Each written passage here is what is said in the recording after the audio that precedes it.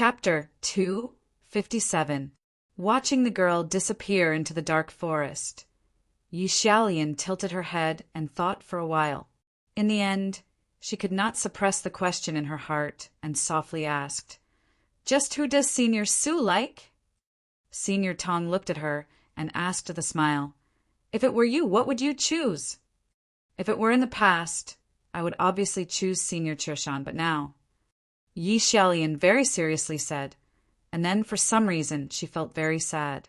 Chen Chongqing did not know what sort of impact his existence had on this little girl's outlook on life and love. He and Jishio were still walking through the forest in the darkness, searching for cultivators who had been injured in battle and treating their wounds. In this process, he did not display anything special, but Jishio still realized that when he encountered an injured person who had been treated by Su Yurong, Chen Chongsheng would clearly stay a little longer, and he would clearly be much more attentive when treating them. Similarly, that girl was also walking through the darkness, searching for people to treat. Similarly, for some reason, whenever she saw an injured person that Chen Chongqing had treated, she would feel especially uneasy and would stay longer. The garden of Zhou in the darkness was very quiet. There were no stars in the night sky, but the little bonfires on the ground diluted the monotony. The young man and girl walked back and forth between the stars. Whether it was intentionally avoiding each other or the arrangement of fate, they met many injured people that had been treated by each other, but they did not meet even once. They were in different places, doing different things. They did not see each other, but they knew who the other was. The bandages on the injured person's legs, the residual true essence in their meridians, and the divine qi at the edges of their wounds were like letters or simple notes, conveying some sort of message, telling each other what they had done, vaguely competing with each other in a fit of pique. Similarly, for some reason, in the middle of the night, Chen Chongqing returned to the riverside as promised. Looking at the sleeping master of Clear Stream Monastery, he confirmed that she had been here before. After a moment of silence, he faintly felt some admiration. He had no way of treating those internal injuries. He could only let the injured endure and slowly recover. It truly was not as effective as her methods. It was just that tonight he had already treated 20-some patients. She had probably treated quite a few as well, perhaps even a little more. Whether it was the orthodoxy's sacred light technique or the methods of Holy Maiden Peak, they all consumed a great deal of true essence. If she continued to treat them without regard for her strength, would she still be able to endure? When human cultivators entered the garden of Zhou to seize treasures, according to the rules set down by the saints, they were willing to stop at nothing. Therefore, even if it was only the first day, there had already been many battles. The cruel battles brought about bitter consequences.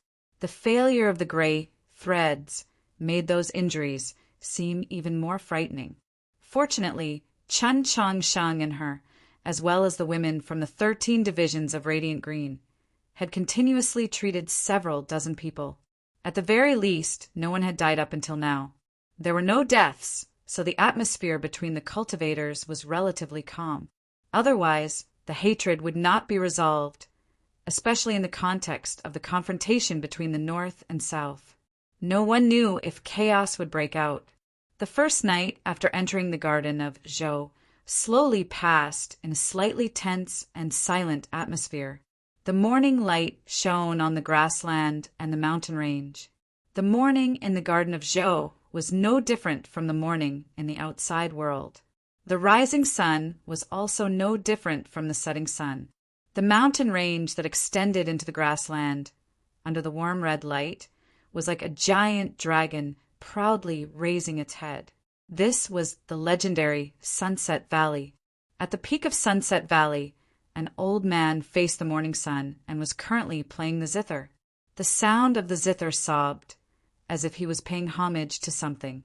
Behind the zither-playing old man was a little girl around 10 years old. She was currently hugging her knees and staring blankly at the new morning sun.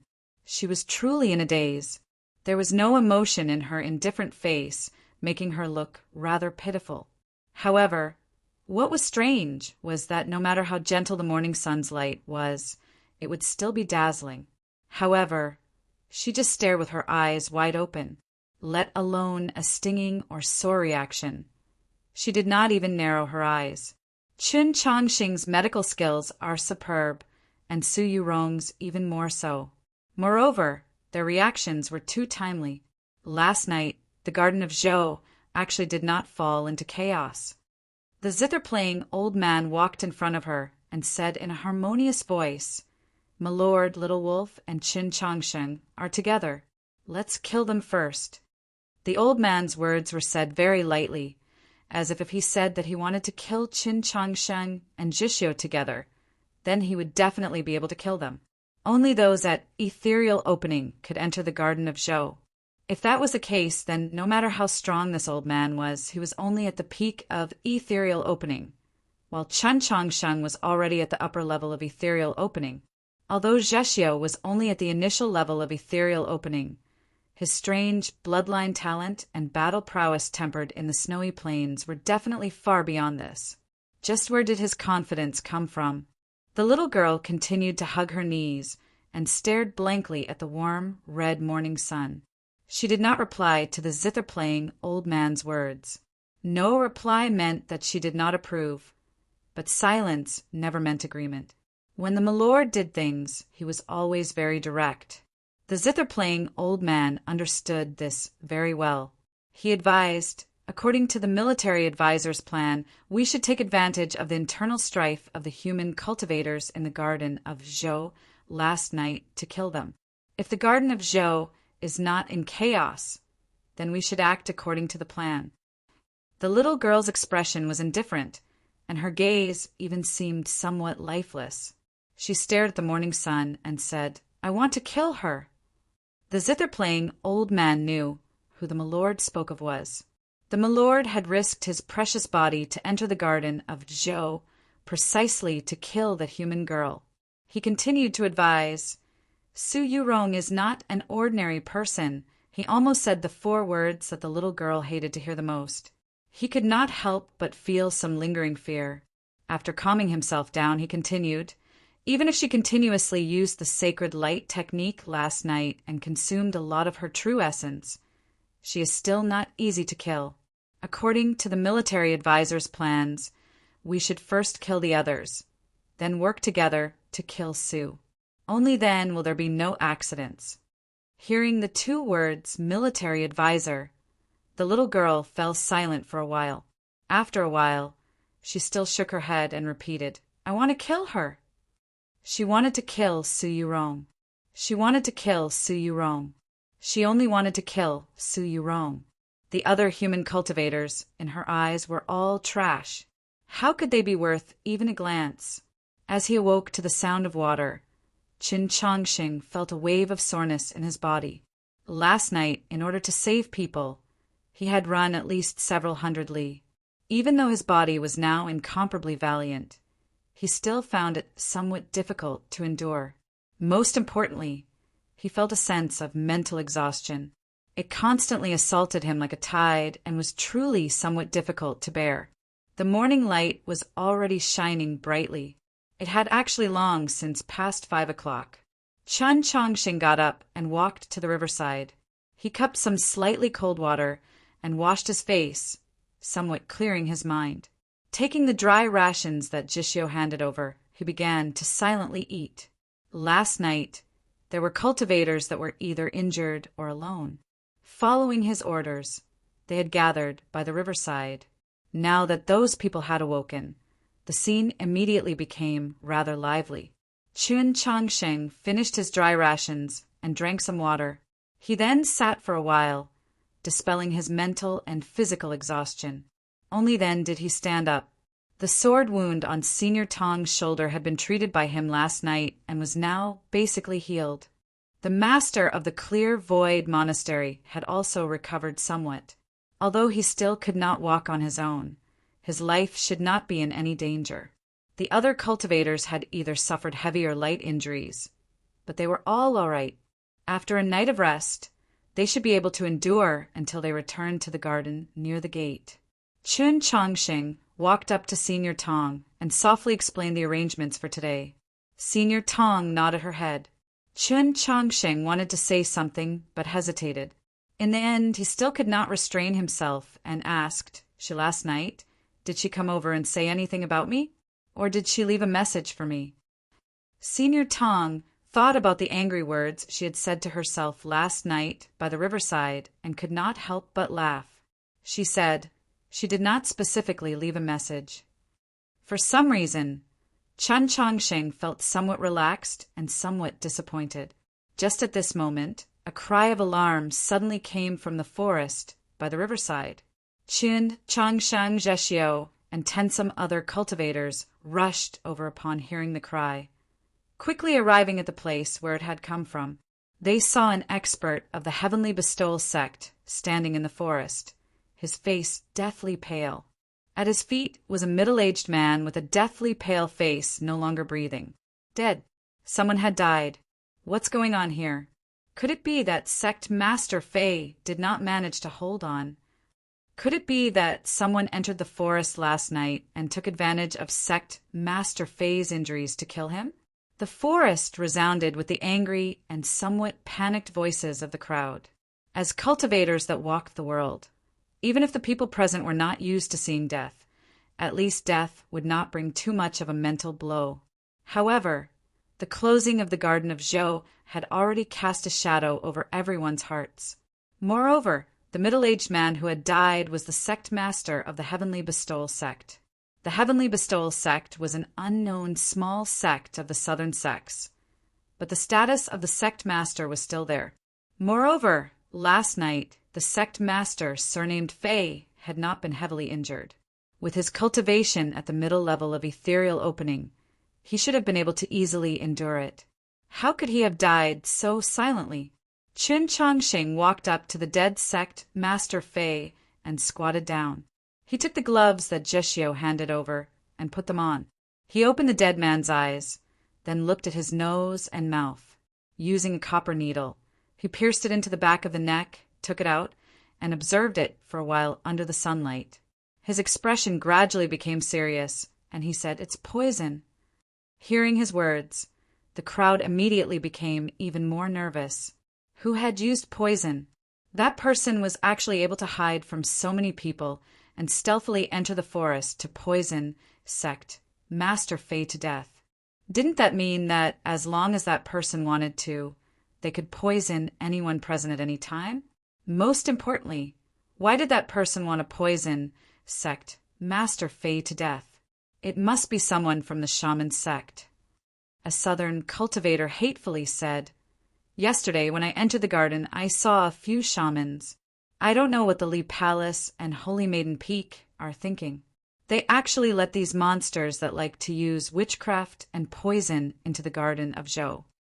Chun Chongsheng shook his head and said, although it really was grass poison, the poison did not seem to be from the plants of the south. Then who do you think poisoned him? The expert from the Heavenly Bestowal sect, because of his sorrow and anger, actually ignored Chun Chongsheng's status and stared at him and loudly rebuked. "Last night, Senior said that you didn't need to treat him, but you insisted on treating him. You even had us come here, but in the end he died. Who knows if you did something while treating him?" Hearing these words, the forest suddenly quieted down. See you tomorrow. Chapter 258. Regarding the copper needles used to detect poison, it was obviously not because of blood. He had always used the needles on meridians and acupuncture points. This world is not the same as our world. Of course, I admit that when I wrote it, I did not think about this at all. The reason why the forest had suddenly become so quiet was not because of the Heavenly Bestowal sect experts' words that had exposed everyone's thoughts. No one believed that Chun Chongsheng would use this opportunity to secretly poison someone, because there was no reason for it, no reason at all. Everyone knew that Chun Chongsheng was deeply favored by the Pope and supported by the Bureau of Ecclesiastic Education. At such a young age, he had shocked the world into becoming the Orthodox Academy. No matter how one looked at it, his future prospects were limitless. Compared to this future, no benefit in the Garden of Zhou could possibly drive him to do such a thing. The silence was because everyone wanted to know how Qin Changxing would react to such an unreasonable accusation. Qin Changxing did not react at all. The heavenly bestowal sect experts' reddened eyes and almost twisted face from grief were all in Qin Changxing's eyes. He and Jishio turned and walked out of the forest. Senior Tong and Yi Xiaolian came to greet them, their faces filled with worry. Qin Changxing explained the situation in the forest to them, then left the stream bank with Jishio, once again entering the vast world of the Garden of Zhou. Not long after they left, Senior Tong and 2 other famous cultivators led the other cultivators, supporting each other, toward the garden at the gate of the Garden of Zhou. A stretcher had appeared in the middle of the group. The dead sect master Fei lay on it with his eyes closed. From time to time, the sound of sobbing could be heard from the stream bank. Standing on a huge rock between the cliffs, Qin Changxing felt relieved as he looked at the procession that was heading downstream.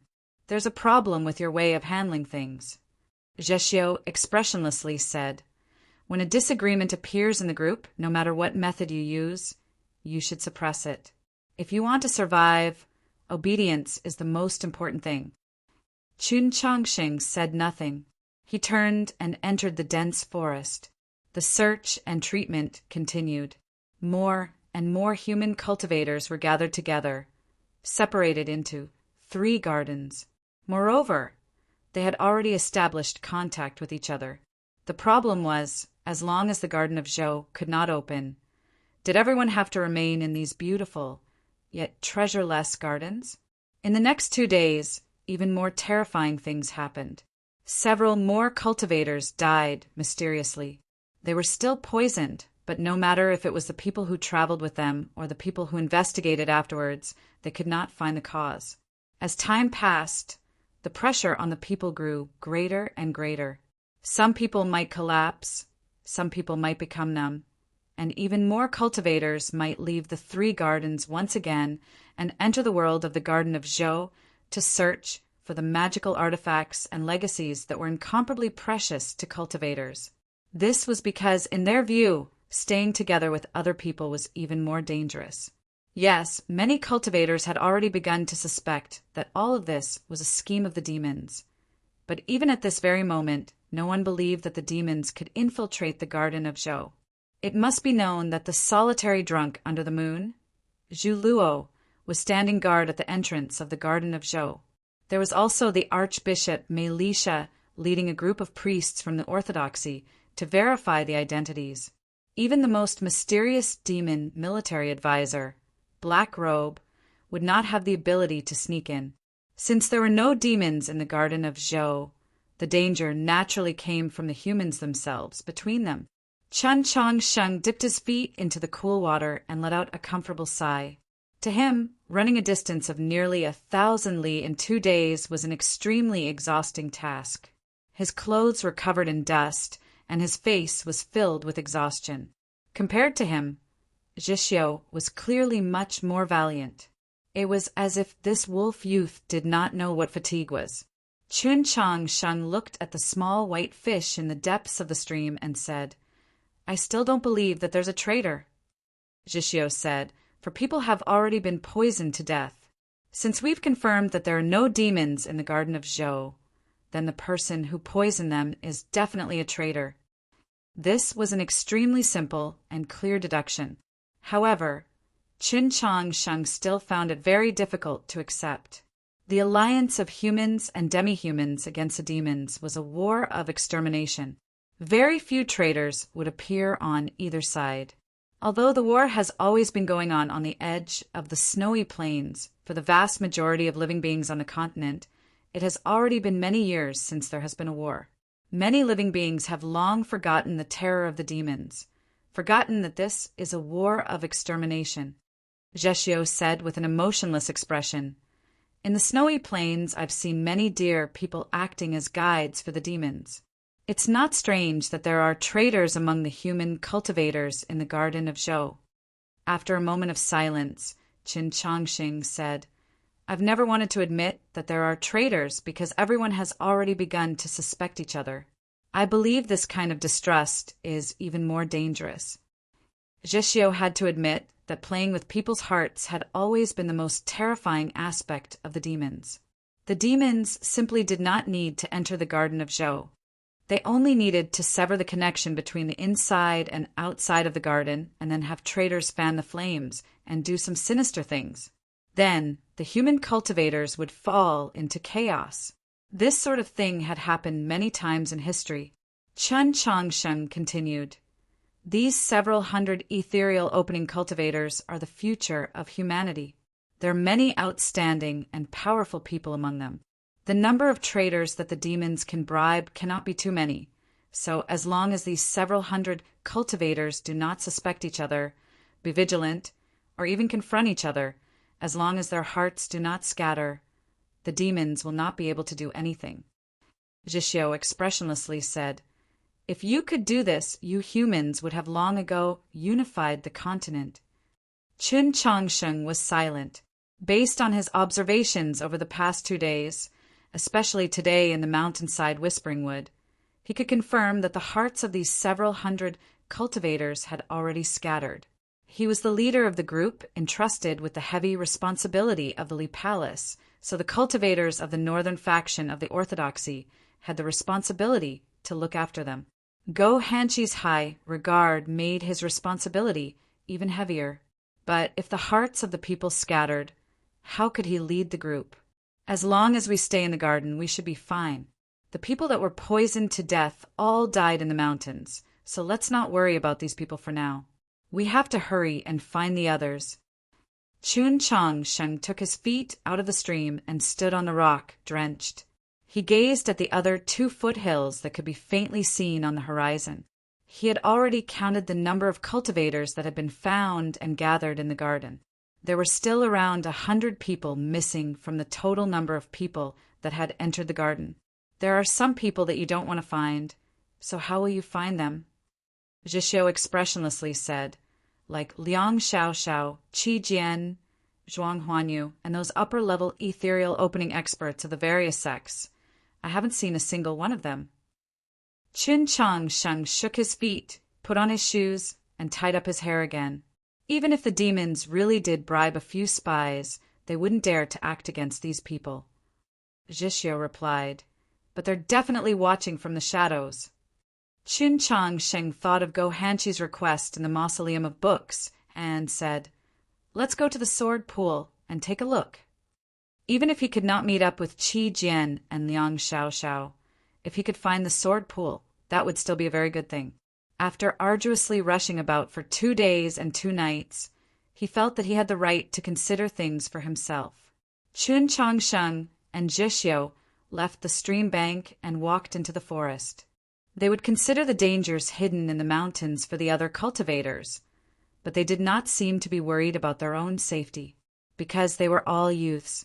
Although they did not seem hot-blooded on the surface, they were never lacking in self-confidence. As they embarked on this journey together, they were naturally fearless. On the other side of the mountain range, the young girl in white robes was also walking. She was alone, but she was still fearless, her expression calm. At some point, a bough had appeared on her shoulder. When they arrived at the first stream, they followed the same old path, going upstream.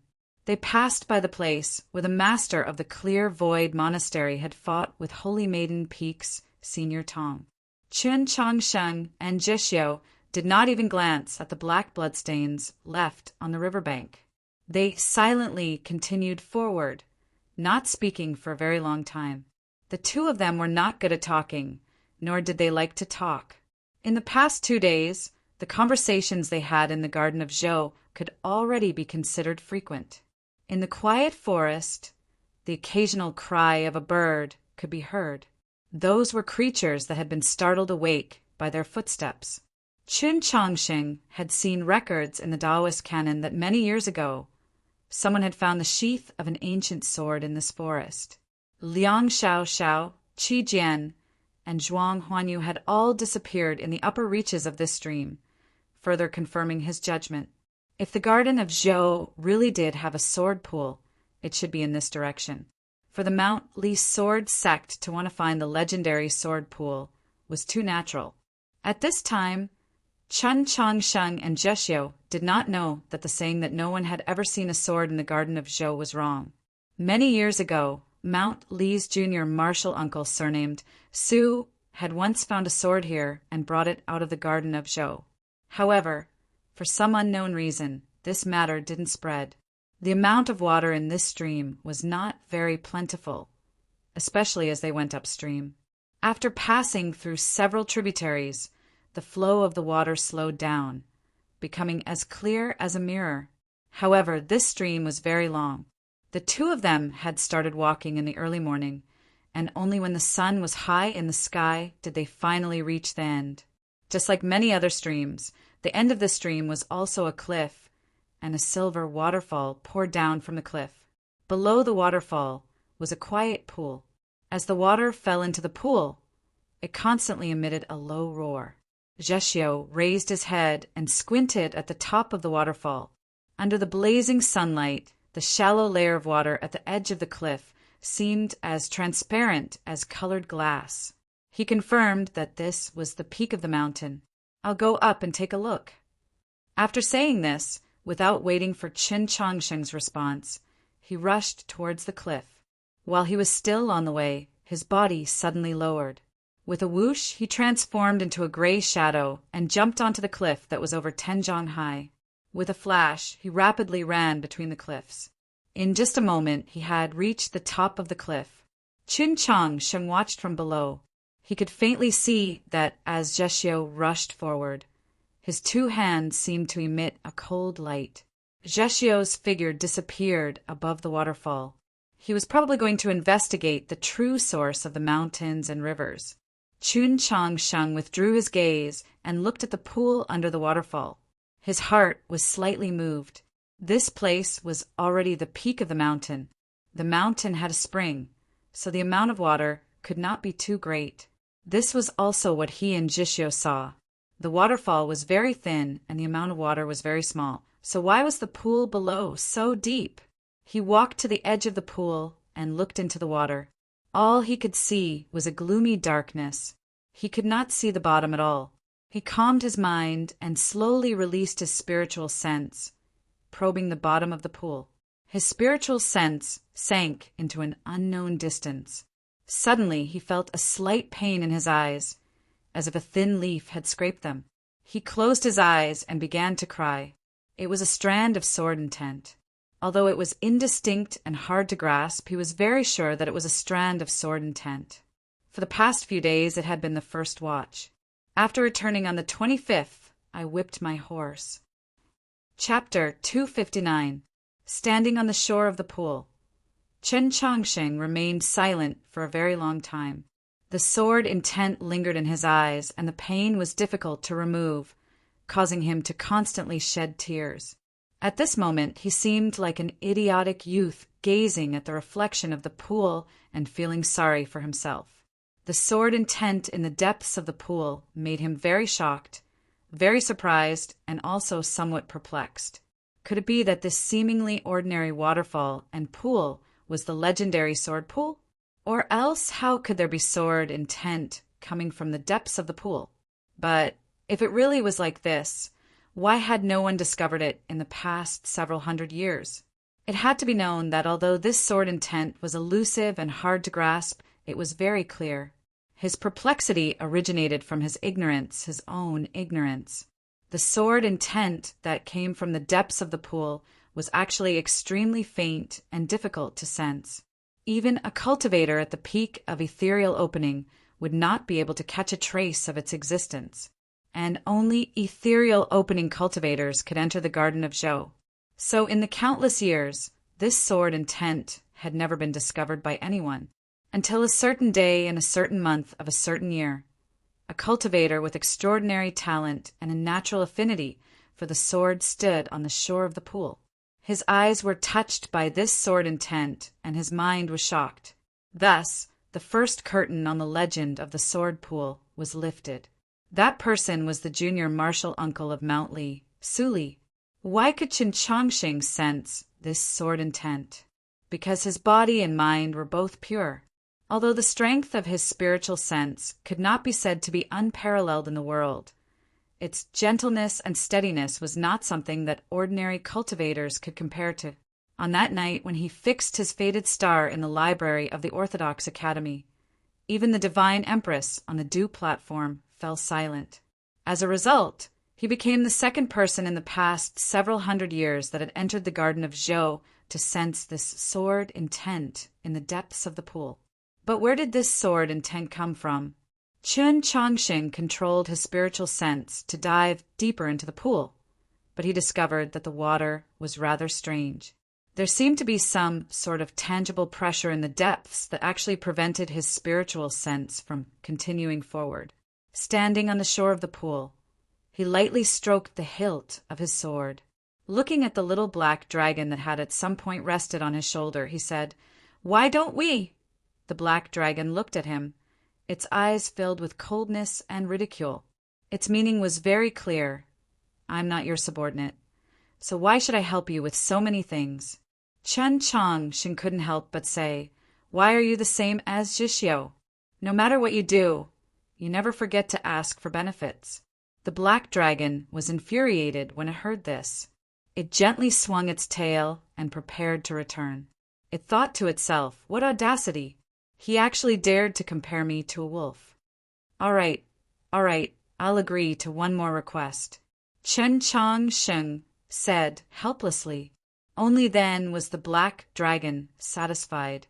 It swung its tail again and turned into a black shadow. With a chi sound, it disappeared into the cold pond water. A moment later, the black dragon broke out of the water, bringing with it a splash. Under the sunlight, the black dragon looked like a shattered crystal. Qin Chongqing raised his right arm and let it rest on his forearm. The stream water dripped off the scales of the little black dragon and soaked his sleeve. It was rather cold and felt rather strange. Through the information transmitted by the black dragon, Qin Chongqing knew that there was a cave at the bottom of the pond. It should lead to some place behind the cliff, but this cold pond was indeed rather strange. The deeper one went, the greater the pressure. Moreover, it was an enormous pressure that did not conform to the situation in the real world. The black dragon was currently in a state of soul separation and possessed less than 1% of its true strength, so it had no way of passing through the cave. For the black dragon to be able to find the cave was already rather difficult. If it were a human cultivator at Ethereal Opening, it would basically be impossible. Qin Chongqing stood by the pond, sensing the still faint sword intent. He pondered for a long time, then raised his head to look above the waterfall. Calculating the distance, he had an idea. He let the black dragon rest and walked to the side of the waterfall. He began to climb up the cliff. His movements were not as wild and wanton as Zhixiu's, but they were steady and accurate, displaying an extremely powerful strength. Passing through the waterfall, he arrived at the top of the cliff. He took out a handkerchief and wiped away the foam on his face. He discovered that in front of him was a clear pond. The bottom of the pond was made of yellow stone, and the water continued forward. It should be several hundred zhang away on the other side of the cliff. He could faintly see the undulations of the water in the middle, which should be the source of the mountain spring. The scene was very beautiful. At this moment, Zhixiu concluded his distant investigation and walked back. He shook his head, indicating that he had not discovered anything. "There's a cave at the bottom of the pond. It should lead to some place in the mountain. I suspect the sword pool is inside." Qin Chongqing stood at the edge of the waterfall and pointed at the fist-sized pond under his feet. Zhixiu walked to his side and glanced at the pond below. He said, "I express my doubts about this." Qin Chongqing asked, "Then what do you think is over there?"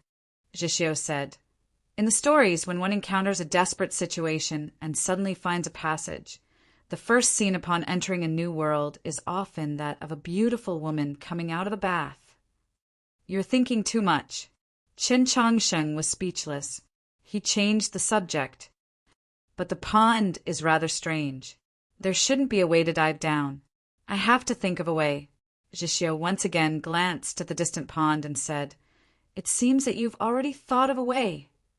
If I jump down from here and use the momentum of the fall, I might be able to directly fall into that cave."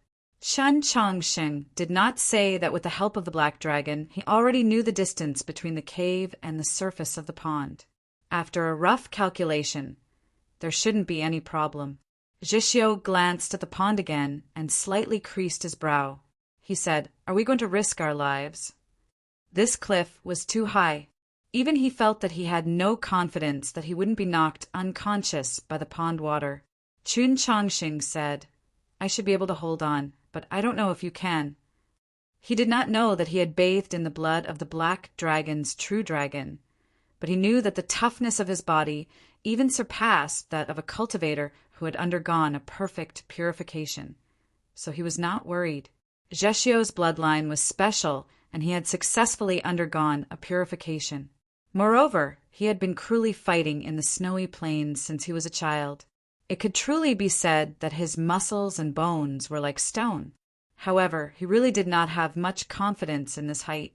He said, "If Liang Xiao and Qi Jian went from this pond to the other side, how did they get there?" Chun Chongsheng really hadn't thought about this problem. He scratched his head and said, "Perhaps the Mountly Sword sect has some strange method." "Then what about Zhuang Huanyu?" Jishio continued to ask. Chun Chongsheng was a little surprised. He said, "The Heavenly Academy also has a secret method?" Jishio looked at him expressionlessly and said, "With your current status in the Orthodoxy, do you think that Mao Qiuyu wouldn't tell you if the Heavenly Academy has a clue about the sword pool?" Chun Chongsheng was speechless at his question. He even became a little anxious. He said, "In any case, I can get there. Just tell me if you can or can't." As a man, even though he was not yet a fully grown man, he still could not say the word can't. Jishio said expressionlessly, "See you over there." After saying this, he walked to the edge of the waterfall and jumped in without hesitation. His figure quickly descended from the cliff. The waterfall was shattered, and several strands of jade flowed down. Chun Chongsheng looked at this scene and could not help but be stunned. He silently thought to himself, "This straightforwardness really caught me off guard." There was only a boom. There was a huge splash on the surface of the pool. In the middle of the splash, the surface of the pool sank down, forming a passage. Jishio continued to descend through it. Chun Chongsheng shook his head and took off his outer clothes. After confirming that the time difference was about right, he jumped off the cliff. The mountain wind brushed against his face and was smashed to pieces. The water splashed against his face and was smashed to pieces. Before the whistling sound could reach his ears, he was left behind. His speed became faster and faster. In an instant, the cold pool was already right in front of him. There was no sound, only an indistinct feeling of impact and a slight numbness from his face and neck. After a while, he finally felt the pressure and wetness of the pool water around him. Borrowing the force from the height of the cliff, his body automatically descended, breaking through layer after layer of energy barriers in the depths of the pool. The pressure of the pool water increased. Compared to the depth, it was unimaginably great, but it was still within the range that he could endure. Only now did he open his eyes and see in front of him, or in the depths, was Jishio's figure. Jishio was lightly swinging his legs. It seemed that he was fine. Then he saw that in front of Jishio there was a faint dot of light. In a short while he and Jishio arrived at that dot of light, but they did not discover the cave that the black dragon had spoken of. But at this moment they had no other thoughts. They could only use the remaining force of their fall to continue swimming. Once the force of their fall was exhausted, they began to paddle with their hands. After swimming for some time, they suddenly felt that the pressure of the pool water around them was gradually lessening. Then they realized that the dot of light was gradually growing larger and larger, gradually filling up their entire field of vision. Only now did they realize that the true change had occurred. They were no longer swimming downstream, but upstream. There was a splash of water. They finally swam out. They were still in the water. They broke out of the water. This was a flat lake. The surface of the lake was enormous, and the surrounding forests were verdant and verdant. Some unknown flowers grew on the rocks by the shore. They were in the center of the lake. As it turned out, the depths of the pool was actually a lake. Most mystical of all was that the bottom of the lake was connected to the bottom of the pool, but the top and bottom were reversed. The world had been reversed. Qin Changsheng and Jishyo were both shocked. Soon after, they saw a scene that made them even more shocked. Their mouths were agape, but they were completely speechless. In the middle of the lake was a rock. Right in front of them, a woman was sitting on the rock. This woman had a charming appearance and had probably just come out of the lake. Her entire body was drenched, and her soft clothes tightly clung to her body, revealing her curves and revealing her mature and alluring body. This extremely beautiful woman was currently combing her wet black hair. Her movements were very soft. Her body was very soft. Her brows were very soft. Her eyes were very soft. She was like a fruit that had just ripened, like the mountain spirits that the shamans of the south worshipped, like the beauties in the murals of the capital. To the youth, she was in her most alluring season. This was the most alluring scene. Qin Changxing thought about what Jishyo had said earlier, but he had no idea what to think. On the other side of the cliff, there really was a lake. In the lake, there really was a beauty that had just come out of the bath. What was this? Chapter 260. It seemed like a long time had passed, but in reality it was only an instant. Qin Changsheng and Jishyo broke through the surface of the lake and looked at the bathing woman who was combing her hair on the rock in the center of the lake. But in the woman's eyes, the sudden appearance of two heads on the surface of the lake was naturally and incomparably terrifying scene. Accompanied by a scream, the woman panicked and fell from the rock into the water. She choked on the lake water and floated up and down. Her beautiful face was filled with terror. The lake water swirled around her light clothes, faintly revealing the jade-like color underneath. Qin Changxing seemed to have no time to think. He waved his arm and swam towards the place where she had fallen. Jishyo said nothing and followed behind him.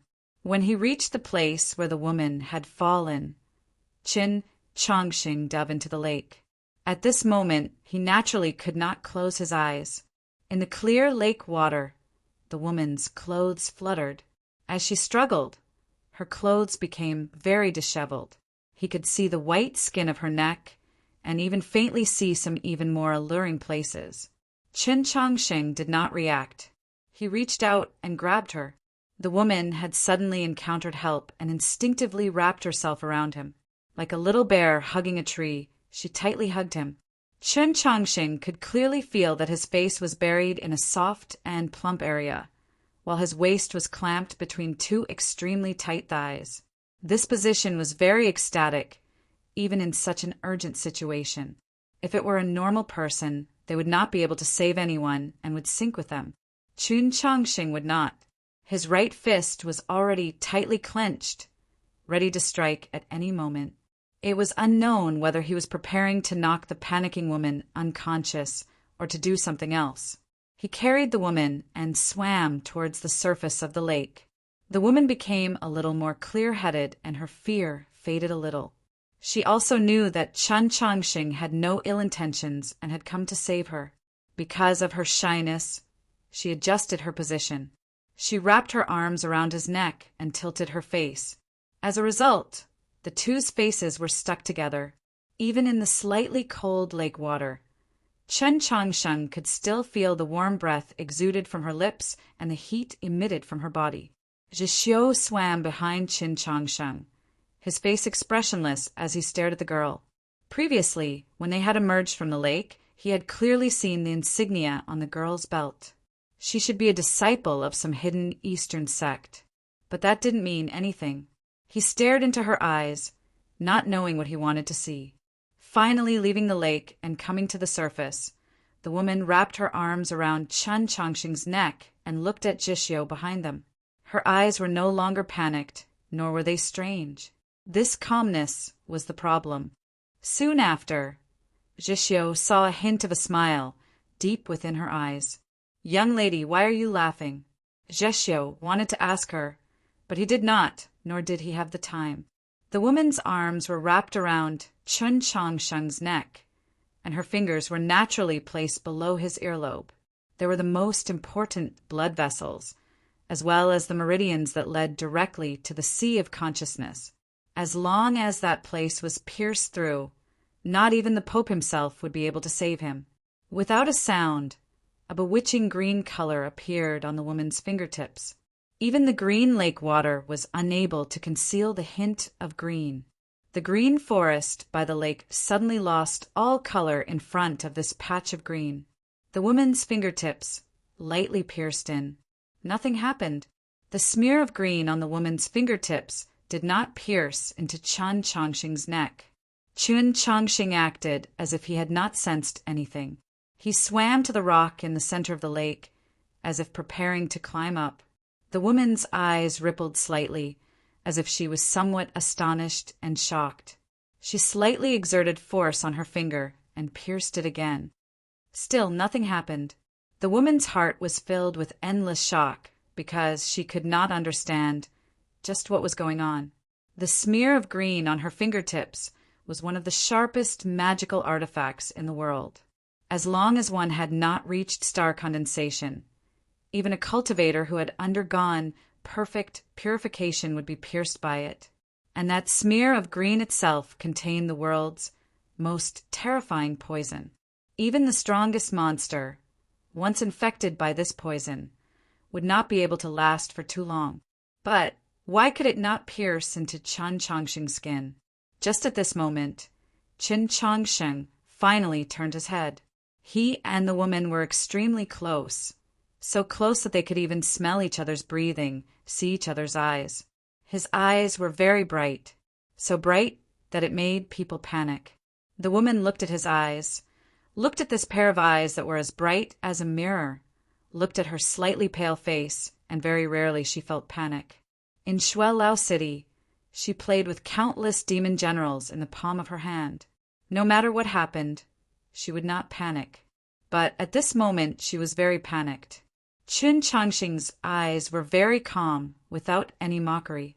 But she felt that he was mocking her. The pair of eyes were full of ridicule. She was very angry, very unwilling. So her eyes moved and suddenly became delicate and pitiful. Beautiful face, wronged expression, mature and soft body, in addition to her natural demon char method. Combined together, it was an extremely powerful temptation. Even if it was a man with a heart of stone, he would probably feel pity. At least he would not immediately kill her, let alone a 15-year-old youngster. As long as she could fight for a moment to turn back, then there would still be a chance, she thought. Unfortunately, the world never goes according to one's wishes, nor does it always follow the demon's will. Chun Changsheng did not have any reaction, as if he did not see her face and was not affected by the demon's magic at all. His arms, which were holding her, slightly tightened as hard as iron. The woman's expression changed slightly, and a shrill cry burst out from her red lips. The clothes on her body split open like a spider web, and an extremely powerful aura suddenly appeared. If it was a human cultivator, the aura she released would at least be at the upper stage of ethereal opening. It was the same as Chun Changsheng, but the amount of true essence was more than 10 times more abundant. Chun Changsheng's body began to violently tremble, but he did not let go. He tightly hugged her, broke through the lake, and jumped towards the azure sky. This jump was over 100 feet high. Then he fell towards the rock in the middle of the lake. In this extremely short period of time, he used a movement technique of discerning steps, causing his falling speed to become even faster. He hugged her, and like a stone, he smashed towards the rock. A loud bang resounded. The hard rock in the middle of the lake suddenly cracked. At least a third of the rock surface collapsed and fell into the lake. Such an enormous force made it impossible for Chun Changsheng to hold his hands together, and he was once again sent flying into the lake. The woman was even more miserable. Her supposedly perfect demon body. Under the terrifying impact had broken several bones. Her face was pale, and 2 streams of blood flowed from the corners of her lips. Right at this moment, another shadow assaulted them. It was Jishyo. With several whooshes, the air above the rock in the middle of the lake exploded with several flashes of light. Then came cries of greed, anger, and pain. No matter how high the woman's cultivation level was, how strong her true essence was, she was still shaken by Chen Changxing's attack and was caught off guard, unable to block Jishyo's attack. Those flashes of light came from Jishyo's fingers. The tips of his fingers extended into extremely sharp, metallic claws, which left several deep, bloody marks on the woman's naked body. As Jishyo traversed the world and hunted demons, he never needed a weapon. His weapons were his hands, and he knew better than anyone where the weakest point of a demon's body was. Qi sputtered from the rock in the middle of the lake. The woman gave an angry howl, and her left hand swept out, forcing Jishyo off the rock. But in that instant, her pinky finger had been cut off by Jishyo's claws. Now, Chen Changsheng had come again. The green lake water suddenly turned fiery red, as if the setting sun had descended upon this land. The evening clouds of dusk shrouded the rock in the middle of the lake. The hanging sunset of the 3 swords of Wenshui. Borrowing the sword energy, Qin Changxing instantly leapt from the lake to the rock. His 2 feet landed on the ground, his sword energy solidified, and with a clang, the dagger left its sheath. This was the first time the dagger at his waist had truly left its sheath. There was a crisp crack. The sunset filled the sky, and the rock in the middle of the lake was a warm red. The woman circulated her demon arts, but when her right hand was still half a foot from Chen Changxing's throat, it could not advance any further, because her right hand had been severed, and it flew into the sky. The woman gave a wretched cry, and her body suddenly vanished. Stepping on the water, she hurriedly retreated, and with a few ups and downs, she arrived at the shore of the beach. Who could have imagined that Jishyo had long since arrived on the surface of the water? With a splash of water, Jishyo waved his arm. With a flash of light, a bloody line appeared on the woman's ankle, and she collapsed on the sand. Qin Changxing's dagger pierced through the air. The woman barely managed to dodge, but Jishyo flipped over and mounted her. Jishyo's fingertips were pressed against her throat, the sharp tip of his claws already piercing through a piece of cartilage that was extremely difficult to find. As long as he exerted the slightest bit of force, her neck would be pierced. The woman's pupils constricted, and she did not dare to move. Only now did her severed hand fall into the lake. Only then did the line of blood that she had left behind in her retreating fall into the lake. The clear lake water, dyed in blood, became even more serene and green. The specks of blood on the sand looked like moss. Her blood was actually green. Chen Changxing walked out of the lake, picked up the dagger, and walked to the side of the pair. The woman was completely naked, mounted by Jishyo. It seemed very alluring, but in reality it was not, because Jishyo's fingertips were still stuck in her throat. Seeing the green blood flowing from the woman's severed wrist, Chen Changxing was a little startled. He did not remember what color the blood of that Yisher clansman he had seen in the Orthodox Academy was. This was not his first battle, but it was his first time seeing such a bitter battle, one that was truly related to life and death. He had seen blood, but he had rarely seen such a bloody scene. Most importantly, this battle was his battle, and these scenes had his reasons. He was still a youth after all. Seeing this scene, he was not used to it, so he remained silent. Jishyo was very used to it, so he was very calm. The woman's face was very pale, her expression weak, and coupled with her charming appearance, it was very tempting to take pity on her. Jishyo's face, however, did not have the slightest expression. The woman confirmed that these 2 human youths were not people that she could charm, and finally gave up. She gazed up at the azure sky, her chest rising and falling, and her beautiful face pale. The sunset glow on the surface of the lake had long since disappeared, and the sun was still in the middle of the sky.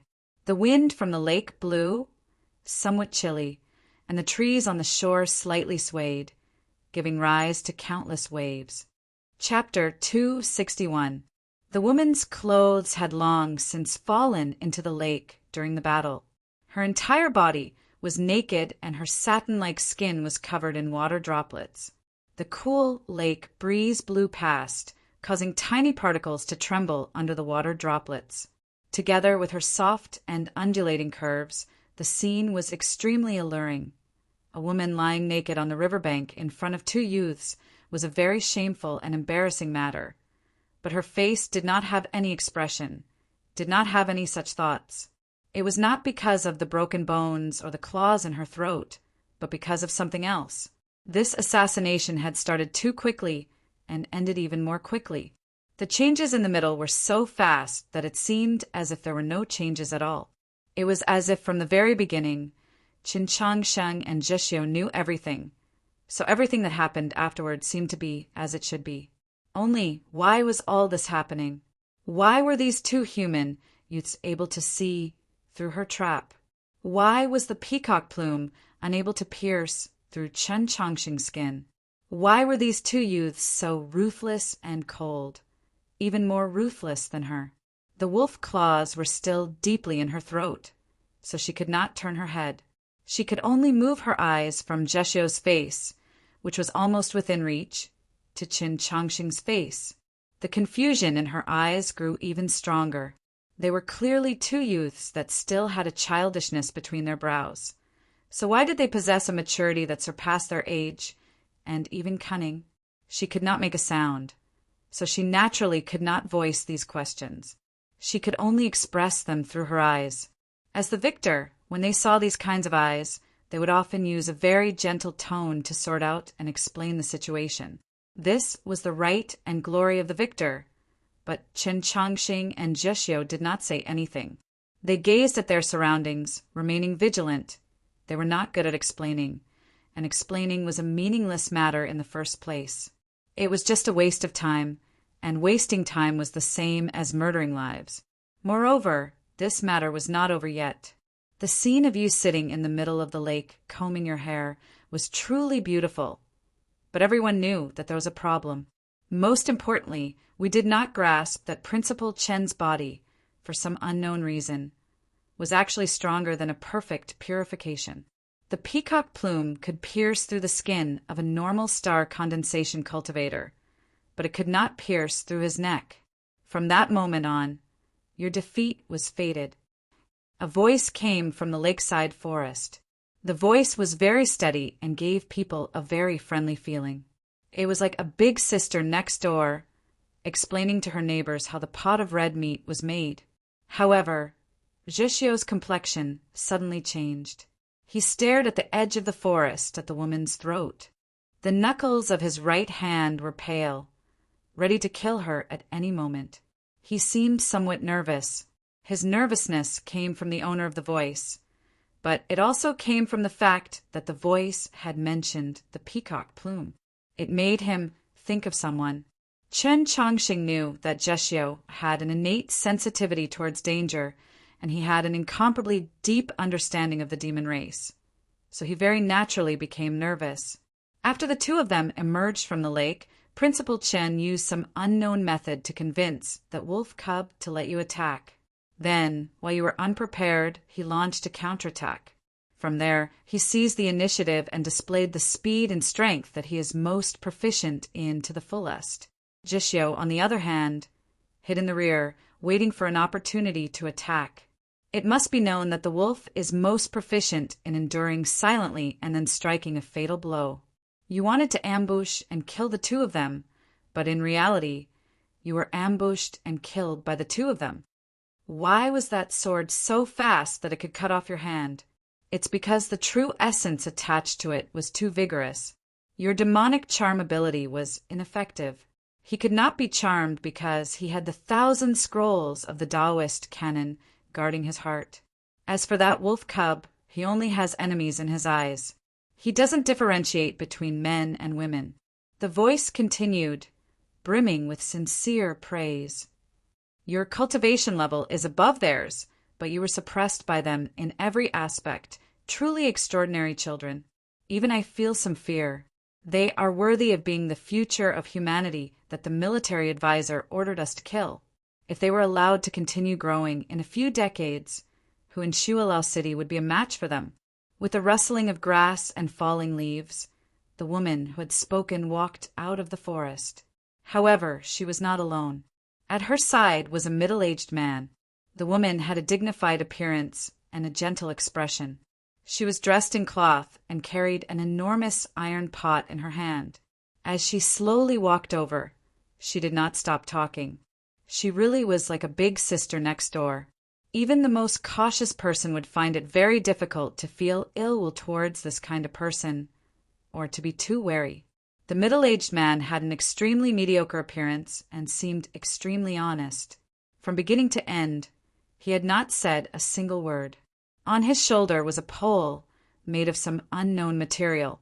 It was bent to an extremely exaggerated degree, but it still did not break. At the same time, this was proof of how heavy the things in his pole were. Seeing this man and woman, Zheshio's pupils suddenly constricted.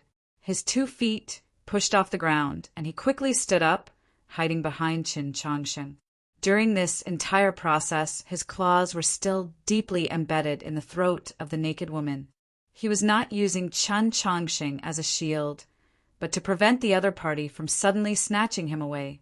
This meant that even if he could kill the woman with a single move, he still did not have the confidence that he would not be snatched away by this man and woman. Just who were this man and woman? Qin Changshen looked at the 2 horns on the middle-aged man's head. The hand holding the hilt of his sword became slightly wet. Other than the imperial family, all demons would grow a pair of demon horns upon reaching adulthood. The demon horns would grow longer with age and strength. This middle-aged man's demon horns were actually so long. Just how strong was this person? Let me introduce myself. We are husband and wife. The woman looked at Qin Changshen and warmly smiled. She softly said, I am called Luwan, an Aquarius constellation. I am good at enduring, patient, kind, and careful. He is my lover. He is called Tung Xiaoming, an Azure Bull constellation. His temperament is a bit slow. To put it nicely, he is steady. He likes to stay at home all day. He really is not promising. She said that he was not promising, as if she was complaining. However, her gaze towards the middle-aged man was filled with love and respect. The middle-aged man gave a simple and honest smile, but did not say anything. Qin Changshen vigilantly stared at this couple. His lips moved slightly, and in an extremely weak voice he asked Zheshio, who was behind him, What Aquarius Azure Bull?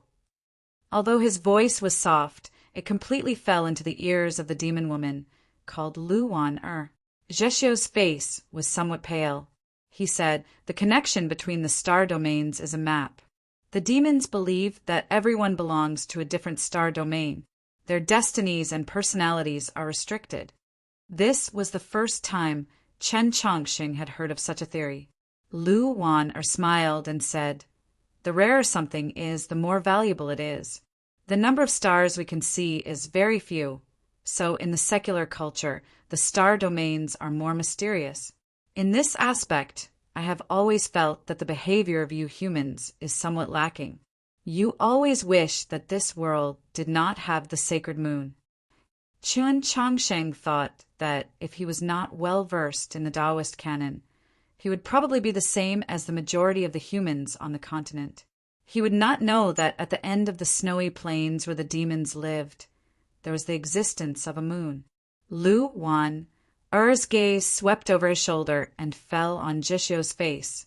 Her smile gradually faded, and she said seriously, You are that wolf cub? Qin Changshen noticed that Zheshio's complexion was somewhat pale. He could not help but be somewhat astonished. He thought, Just who is this couple to make him react like this? 23rd Demon Generals. 24th Demon Generals. Zheshio's voice was somewhat hoarse. How did you enter the Garden of Zhou? In the demon race, there was a very famous couple. The two of them were both demon generals. Their strength was extremely tyrannical, and it was rumored that they were extremely cruel. It was the couple in front of them. Jishio had killed many demons in the past few years, but the vast majority of the time he only roamed the snowy plains. After hiding for many days, he would ambush the lone demon soldiers. Demon generals were not opponents that he could defeat. Even though his strength had suddenly increased and he had broken into ethereal opening, he still did not hope to defeat this couple. He did not understand how such a powerful demon general couple could enter the garden of Zhou. It must be known that the garden of Zhou only allowed ethereal opening cultivators to exist. Chun Changxing did not think that this couple would actually be demon generals. This couple wore plain clothes and straw sandals. One of them carried a pole while the other carried a pot. No matter how he looked at them, they seemed like a couple that sold food. Where did they have the bearing of a demon general?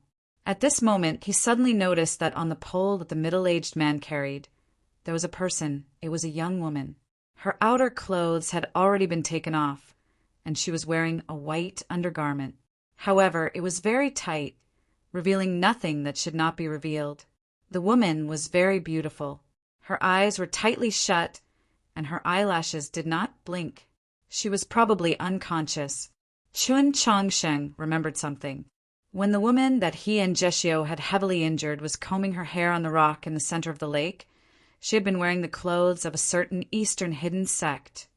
This beautiful woman, who was unconscious on the pole, should have been a female disciple of that Eastern hidden sect. The scenery of the lake and mountains was originally incomparably beautiful, and the couple seemed very gentle, even simple and honest. However, with their appearance, the entire world seemed to become gloomy, especially the unconscious woman curled up on the pole and the naked woman with Jishio piercing her throat. They added a strange color to the scene. The demons were blessed by the heavens. Their bodies could be said to be perfect, and they rarely fell sick.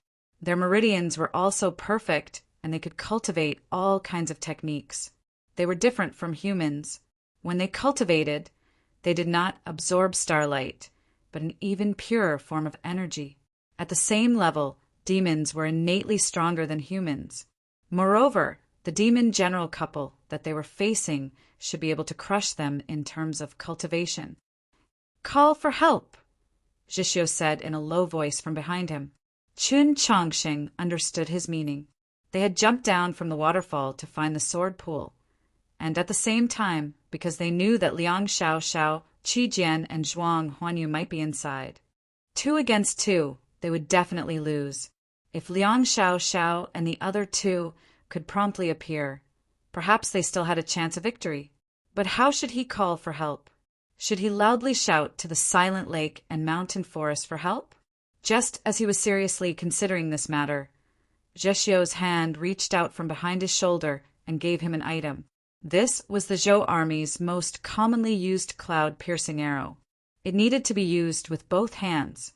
Chun Changsheng received the cloud-piercing arrow and used a little force. With a whoosh, a firework dispersed in the azure sky, and an extremely loud sound spread in all directions. The next chapter, try to finish before 8:30. Chapter 262, A Cloud-Piercing Arrow. Then, the lakeshore returned to silence. The demon woman, called Lu Wan, looked at the naked woman Jishio had stabbed in between his fingers and sighed. "My lord, although you stubbornly acted your own way and were injured because you underestimated the enemy, we can't just watch you die like this." She looked at Qin Changxing, and a warm smile reappeared on her face. She sincerely said, "Little friend, how about we switch people?" Following her voice, the middle-aged demon man called Tang Xiaoming slowly turned around and moved the pole that had been at the back to the front. Chun Changxing and Jeshio could clearly see that on the face of the unconscious human woman, there were still some traces of tears. Jeshio was expressionless.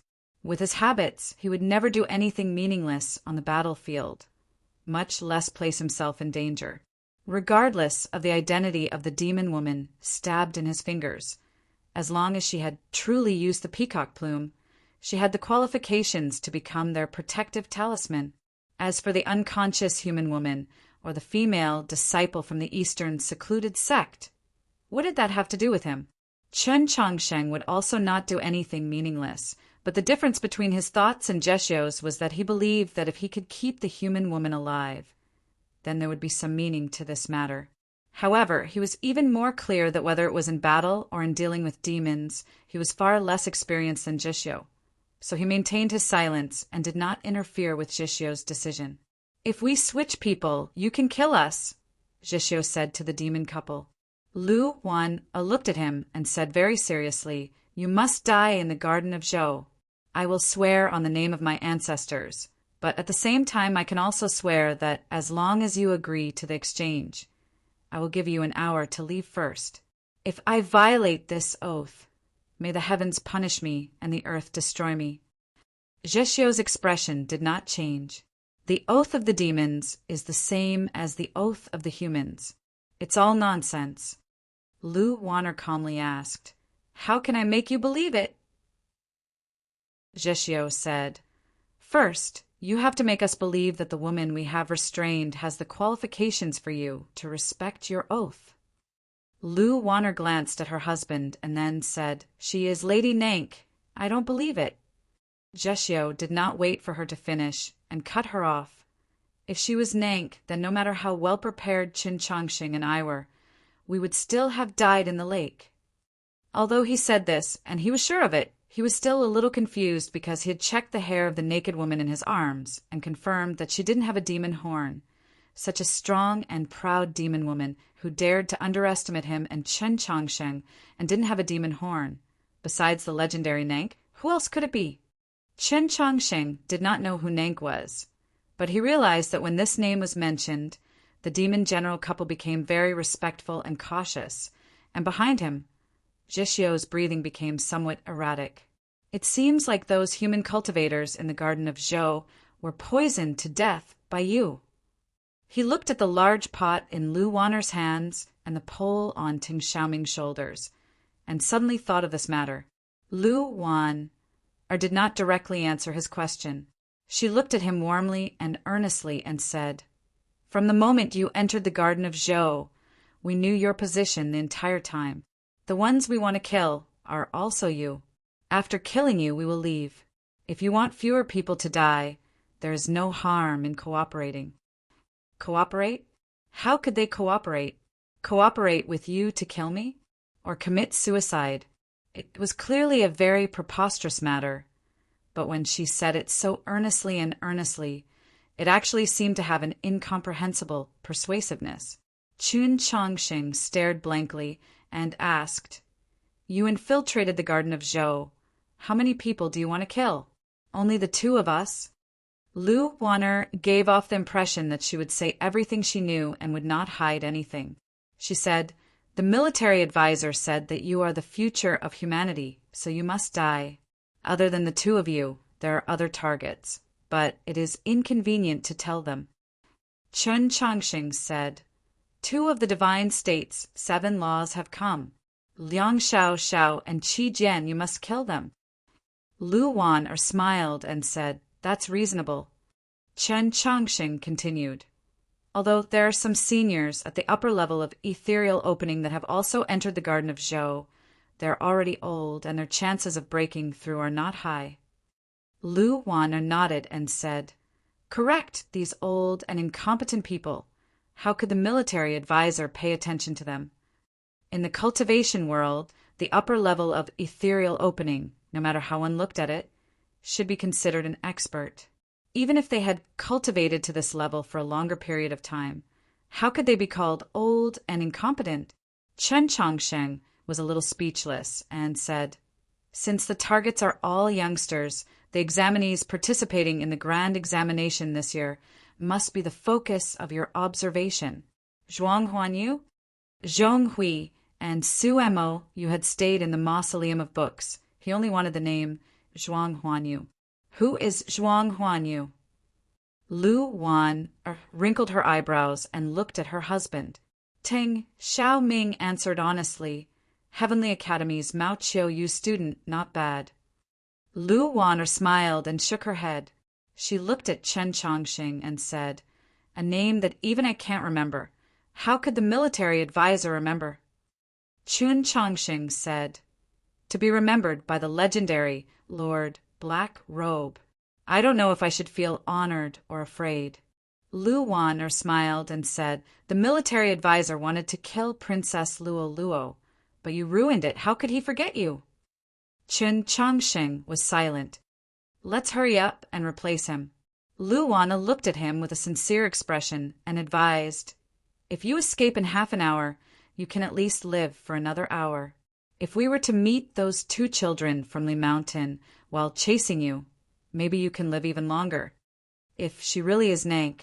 Zhixiu glanced at the dying demon beauty in his arms and expressionlessly said, then no matter who the girl in your poll is, what right do you have to switch with Nank? Lu Wanner said, you should have guessed that this girl is a disciple of that hidden sect in the East. In terms of seniority, she is the same generation as the Pope. Is that not enough? Chen Chongqing said nothing. Zhixiu indifferently said, I don't believe in any religion. The Pope has nothing to do with me. In switching people, I only care if it's fair or not. Lu Wan sternly said, fair? That's reasonable. You tore her clothes, so this girl naturally can't bring clothes for you. As she finished speaking, she didn't seem to move at all, but with a ripping sound, the undergarments of the unconscious, beautiful girl in the pole split apart like butterflies, fluttering in the air. In an instant, the girl was completely naked, revealing her youthful and tender body like a white sheep. She hugged her knees, shrinking in the basket. This scene had an indescribable allure. Chen Chongsheng slightly tilted his body, not looking directly at it. Zhixiu did not react. He stared at the scene in front of him as if he had seen nothing. The similarity was that they were both very calm, without the slightest hint of panic. Lu Wan continued to smile, her expression warm, but she was inwardly somewhat surprised. After a moment, she slowly continued, but without clothes, it's still not fair. Chen Chongqing thought of something, and his expression slightly changed. He prepared to speak up and stop her, but he was not in time. He saw an extremely gorgeous blade glow appear by the lake. A stream of bright red blood sprayed out. The right hand of the beautiful girl in the pole was cut off at the wrist. With a clap, the severed hand fell to the ground. Teng Xiaoming slowly squatted down and picked it up. He said to Lu Wan, do you want to cook it or fry it tonight? This was the demon general's second sentence today. He was talking about eating human flesh. When he said this, his expression was still simple and honest, as if he was talking about a very ordinary matter.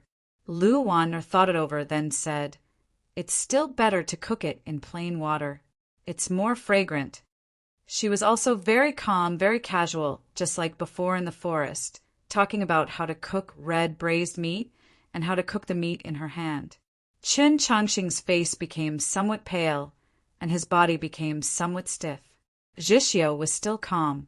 He knew that in the rumors, the simple and honest demon general couple were even more famous for their cruel deeds. Moreover, on the snowy plains he had also eaten some meat that could not be eaten. Lu Wan smiled and said, look, isn't it fair now? Chen Chongqing and Zhixiu had cut off one of the demon beauty's hands. Now, this demon general couple had cut off one of the human beauty's hands. It seemed very fair. In Chen Chongqing's eyes, this demon woman's originally somewhat cordial and sincere smile suddenly became very frightening. He looked at her, fell silent for a while, then said very seriously, can you not eat human flesh? Lu Wan was stunned. She had thought a lot about how these 2 human youngsters would respond to the scene. Perhaps they would act tough and say they were not afraid, or vomit in disgust, or cold-bloodedly ignore it. But she had never thought that Chen Chongqing would use such a serious expression to persuade her not to eat human flesh. She could see that Qin Chongsheng was serious, so she also became serious like never before. Some seriousness in the world was worthy of admiration. She looked at Qin Chongsheng and asked, "Do you eat meat?" Qin Chongsheng said yes. She said, "What is the fault of chickens and ducks?" Zheshio suddenly said, "The weak are prey to the strong." Lu Waner smiled. "We are stronger than you humans. Why can't we treat you as food?" Qin Chongsheng said, "We all have intelligence. We can speak. We can communicate." Lu Waner looked at his eyes and said very seriously, "But you humans have eaten dragons before." Qin Chongsheng was silent. He really did not know that humans had eaten dragons before. At this moment, he felt the hilt of the dagger tremble slightly. "I am a human, so I want to persuade you not to eat human flesh." He was silent for a while, then said, "Just like if I was a dragon, I would also want to prevent humans from eating dragon flesh." So in the end, it is still a matter of position. Lu Waner smiled and said. Qin Chongsheng shook his head and said, "I will not eat a talking dragon, no matter how good it is. I think the person who ate the dragon perhaps cannot be considered a human, at least in my opinion." Hearing this, Lu Waner was silent for a while, then sighed. That person is indeed no longer a human. While this seemingly housewife of the 23rd Demon General was reminiscing about the past, Qin Chongsheng and Zheshio looked at each other. Then, Qin Chongsheng took a step back. The two youngsters stood side by side.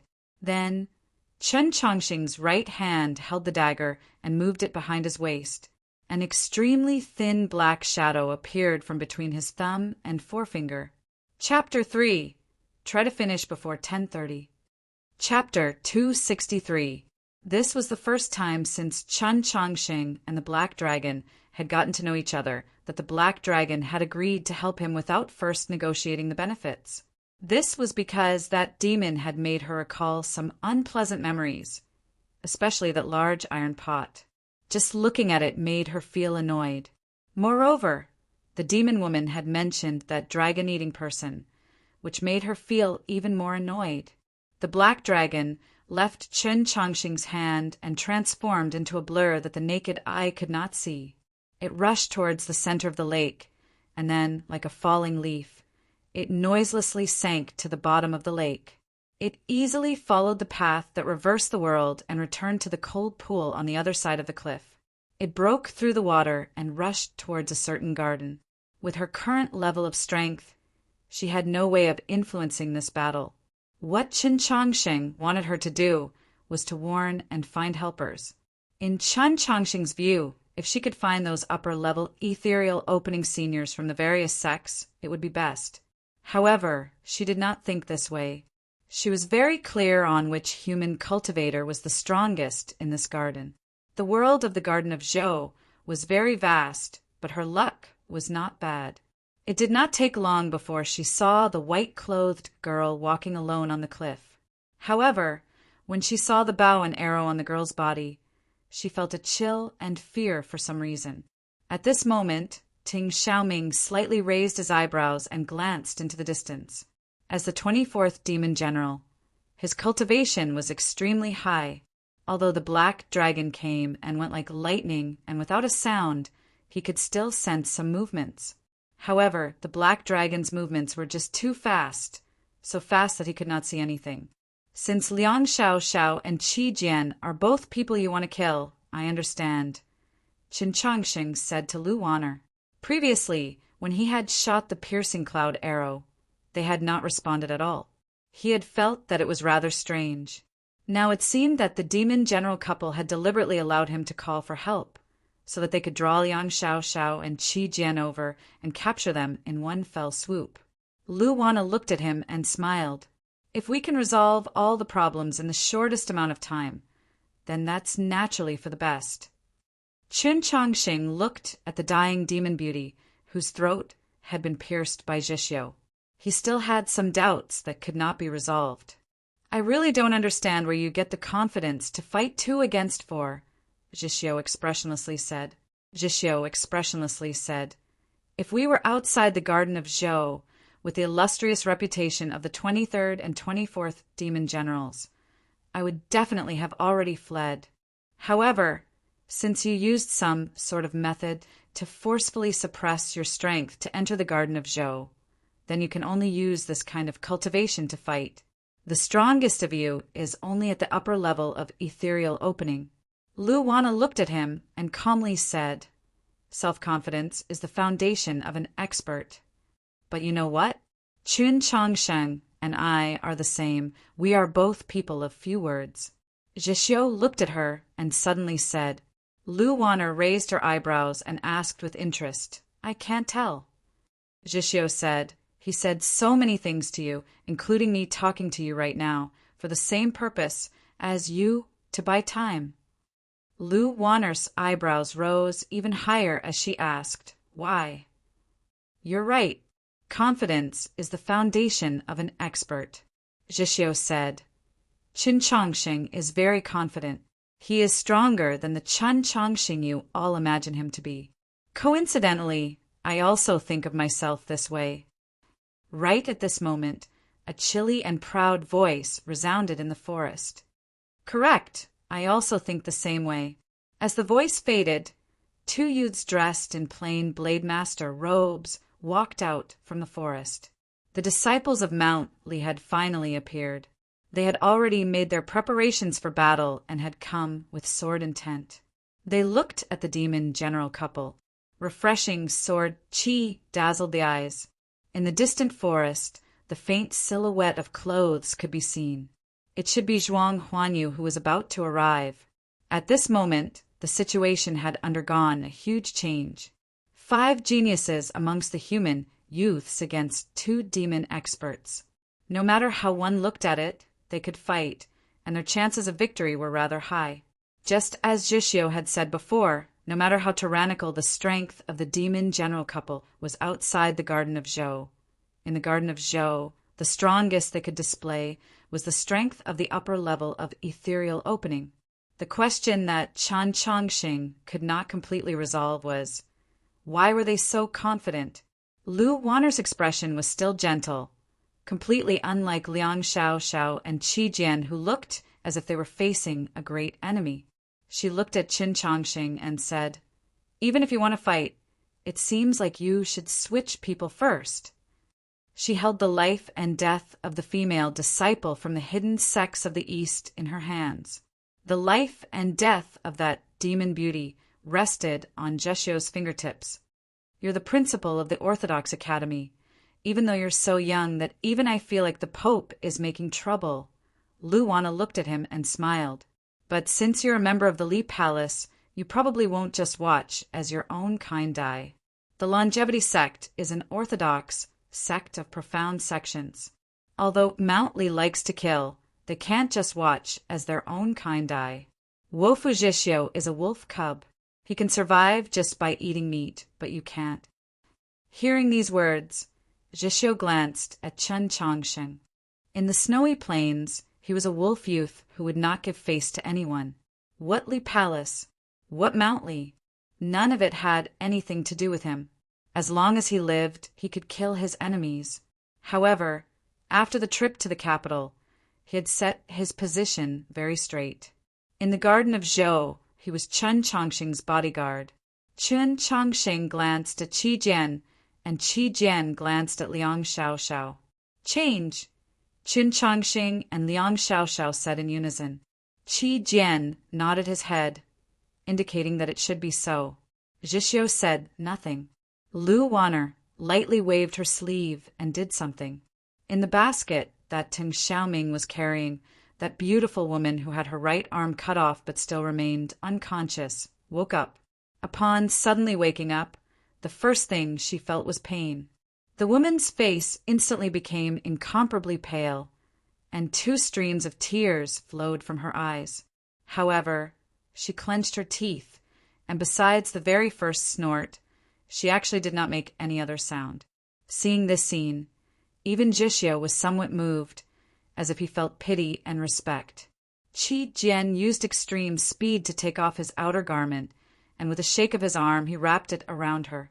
At this moment, the woman realized that her entire body was naked. After a moment of shock, she hatefully glared at Lu Wanner. Lu Wanner faintly smiled, not minding. "Please do not panic." Liang Xiao used the simplest of words to explain the current situation. "Many thanks to my fellow Taoists for saving me." The woman slightly crouched down and bowed. Her somewhat tight robe wrapped around her naked body. Anyone would feel somewhat embarrassed. Her bare white feet stepping on the gravel-covered ground would make anyone feel somewhat helpless. But there was not a hint of panic on her beautiful face. She was like a young lady from a noble family, and she was still wearing her home clothes. The admiration in Zhixio's eyes grew stronger and stronger. Qi Jian glanced at him and snorted in his heart. That young lady from a noble family from the east walked towards Chen Chongqing's group. Lu Wanner and her husband did not obstruct her. The riverbank was difficult to walk on. She had just lost a hand and lost a lot of blood, so she was currently in a weak state. However, she walked very steadily, probably because she did not want to bring any more variables. After a moment, she walked in front of Chen Chongqing's group. Qi Jian took 2 steps forward and extended his hand, intending to support her. A hint of embarrassment and resistance appeared on the woman's beautiful face. Only then did Qi Jian come to his senses. He somewhat hesitantly withdrew his hand and leaned to the side. Chen Chongqing nodded to Zhixio. Zhixio withdrew his sharp claws and grabbed the shoulder of the demon beauty, preparing to throw her back to Lu Wanner and her husband. Change. A change that would absolutely occur.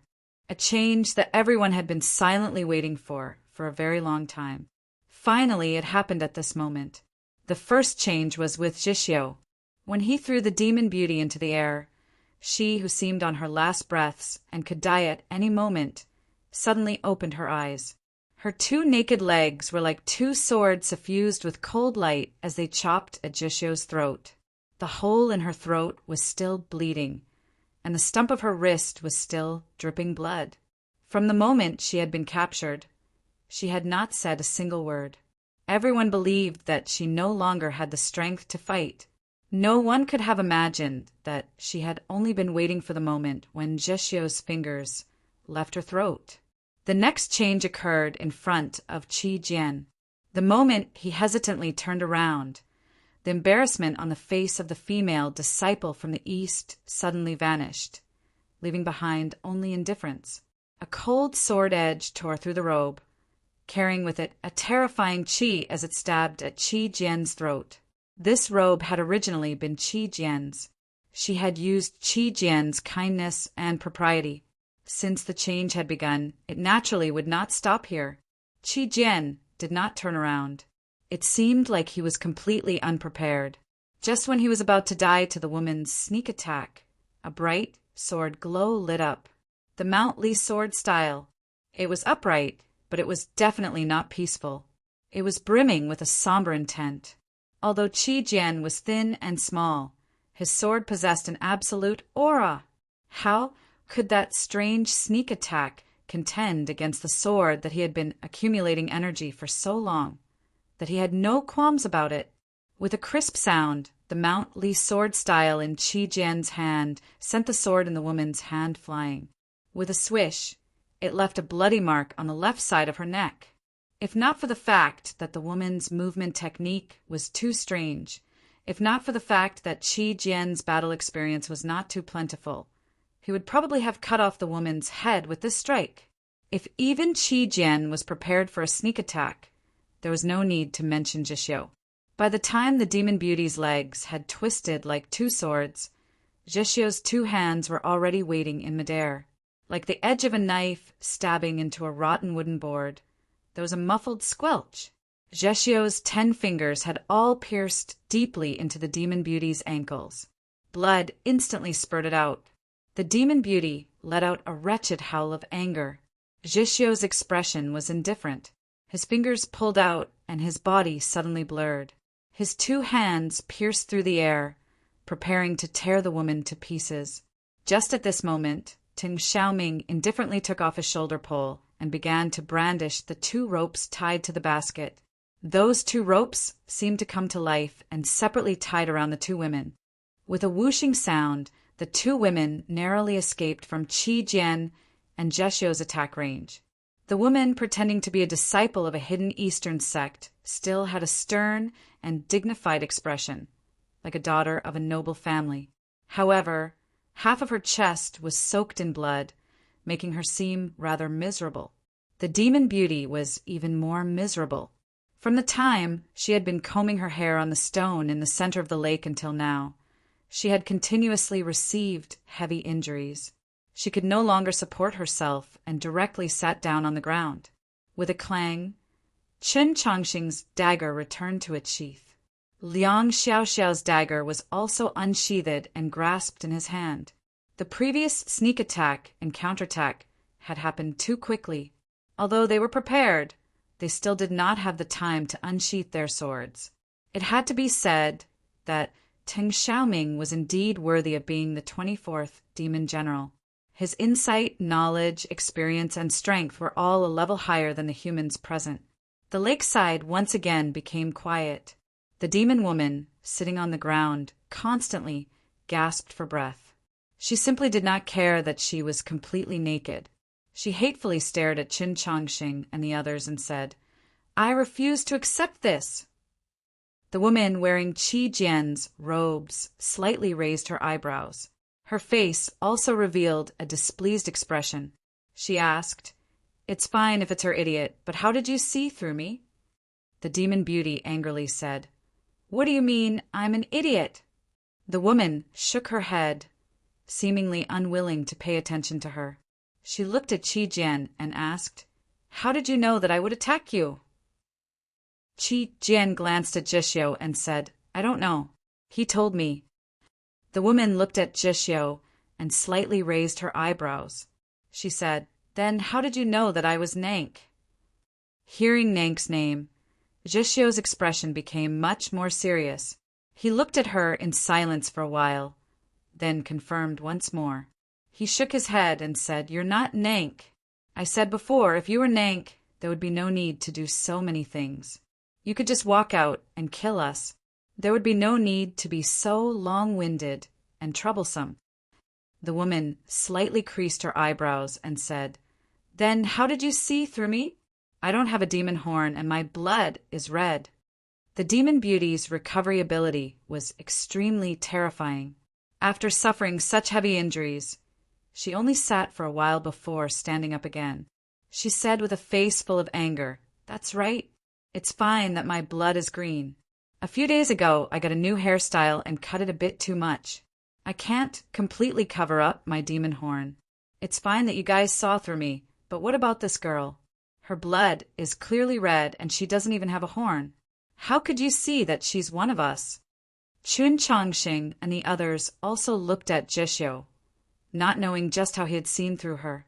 Zheshio was silent for a very long time, then said, "You guys did it too deliberately, as if you wanted us to see that her blood was red."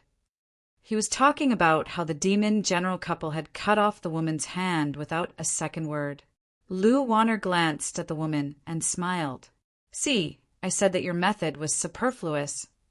The woman looked at Zheshio, very confused. She asked, "Just this one reason? Is there no other evidence?" "Between life and death, one reason is enough," Zheshio expressionlessly said. The woman was even more displeased by this. She thought, "Why is it that the plan I've painstakingly thought up is completely useless in front of these humans?" The demon beauty looked at her and laughed. "See, I said that your head isn't very bright, but you just have to call me an idiot every day." The woman expressionlessly said, "If you weren't an idiot, you wouldn't have thought of sneaking away by yourself and vainly tried to kill these 2 people by yourself." Chen Chongsheng and the others had a very strange feeling. The demon beauty was extremely seductive and had a mature charm. The woman, on the other hand, had a dignified expression and a beautiful appearance, as if she was the daughter of a noble family that had been strictly raised since childhood. However, when the 2 of them mocked and argued with each other, They felt that the two women were incomparably similar, as if they were the same person. Qi Jian felt even more strange. This was the first time he had truly seen demons and fought with demons. He discovered that these demons also knew how to argue and quarrel, just like his senior brothers and sisters in the sect. However, in the next moment, he came to his senses and realized that his way of thinking was too dangerous. What brought him back to his senses was the change in the bodies of the two demon women. Their hands that had clearly been cut off were actually recovering at a speed visible to the naked eye. It was not the terrifying scene of regenerating muscle and bone, but rather a translucent, light blue hand had appeared on their wrists. However, that seemingly spiritual hand was gradually becoming a real hand. Chun Chongsheng was very shocked. Although the demons had powerful regenerative abilities, unless they were extremely pure-blooded members of the imperial clan, no one could regrow severed limbs. Moreover, this was clearly not some supreme demon art that allowed severed limbs to regrow. Zhixiu finally thought of something, and his face instantly paled. These two demon women truly were not Nank. They were Nank's two wings. Have you two played enough? Lu Wana looked at the two women and said somewhat helplessly, "If it weren't for the fact that the two of you fought to be first in everything, I'm afraid that today's matter would have been settled long ago. Once Lord Zhixiu kills that phoenix and learns of this matter, he'll punish you for another 3 years. Let's see what you can do then." Hearing this, the two witches revealed fearful expressions and didn't say anything else. Lu Wanner looked at Qin Chongsheng and smiled apologetically, then said, "Do it." Her black hair danced in the wind and her clothes madly fluttered. This time it was not a sneak attack, but a battle based on strength. On the contrary, it gave Qin Chongsheng and the others an enormous pressure. Qi Jian was awe-inspiring and fearless. He gripped his sword and advanced. Zhixiu's face was expressionless. With a metallic edge, he extended his fingertip and once again attacked the demon woman. The qi on the lakeside was thrown into chaos. Sword qi and demon qi clashed. Chun Chongsheng looked at Lu Wanner, his expression grave. Liang Xiaoxiao stared at Teng Xiaoming, his face slightly pale. In terms of cultivation, they were higher than Zhixiu and Qi Jian, so it was only natural that these two demon generals were theirs. In this battle, the young humans could still fight. If they could fight, they might not necessarily lose. Perhaps they could hold out until the Black Dragon brought the other human experts over? This was Chun Chongsheng's plan, but he made a mistake on one matter. Lu Wanner had said to him to make a move, but in reality she had not said it to him, but to someone else. Amidst the flying sand and pebbles, a sword arrived behind Zhixiu. This sword was very strong. This sword was very treacherous. No matter how cautious Zhixiu was, he could not have imagined that a sword would stab at him from behind. With a squelch, the sword stabbed into his waist. Just like that, blood spurted out. Almost at the same time, the demon woman flew in front of him. Her hands, suffused with a wretched green, stabbed into his shoulders. Her black hair scattered like steel needles, piercing straight into his eyes. At the juncture of life and death, Zhixiu let out an extremely ruthless howl. The eyes of the wolf tribe youth turned blood red. The secondary edition has made a post in the book review section asking for questions. If anyone has any interest, curiosity, or confusion regarding me and the book Choosing Heaven's Chronicles, you can ask in this post. In a few days, I will gather together to answer everyone's questions. Yes, there is no other reason. I just want to communicate with everyone. Moi, moi, moi. There won't be too many updates tomorrow. In addition, the title of today's chapter really took up a lot of my brain cells. Chapter 264. There are some problems with Genesis's technology. The post I mentioned yesterday has only appeared today. I apologize to everyone for this. If anyone has any questions, please follow the post. Feel free to leave your comments. Don't stand on ceremony. I haven't written much today, but there will be more tomorrow. His eyes turned red and the hair on his cheeks sprouted. It was the transformation of the demi-human. In just a moment, Zheshio's strength had increased by several times. His body's toughness had also reached an unimaginable level.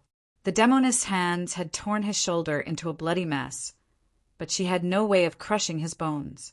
Most importantly, that treacherous sword that had stabbed into his waist had no way of advancing any further. The sword was pulled out with a whoosh and slashed at the back of Zheshio's neck.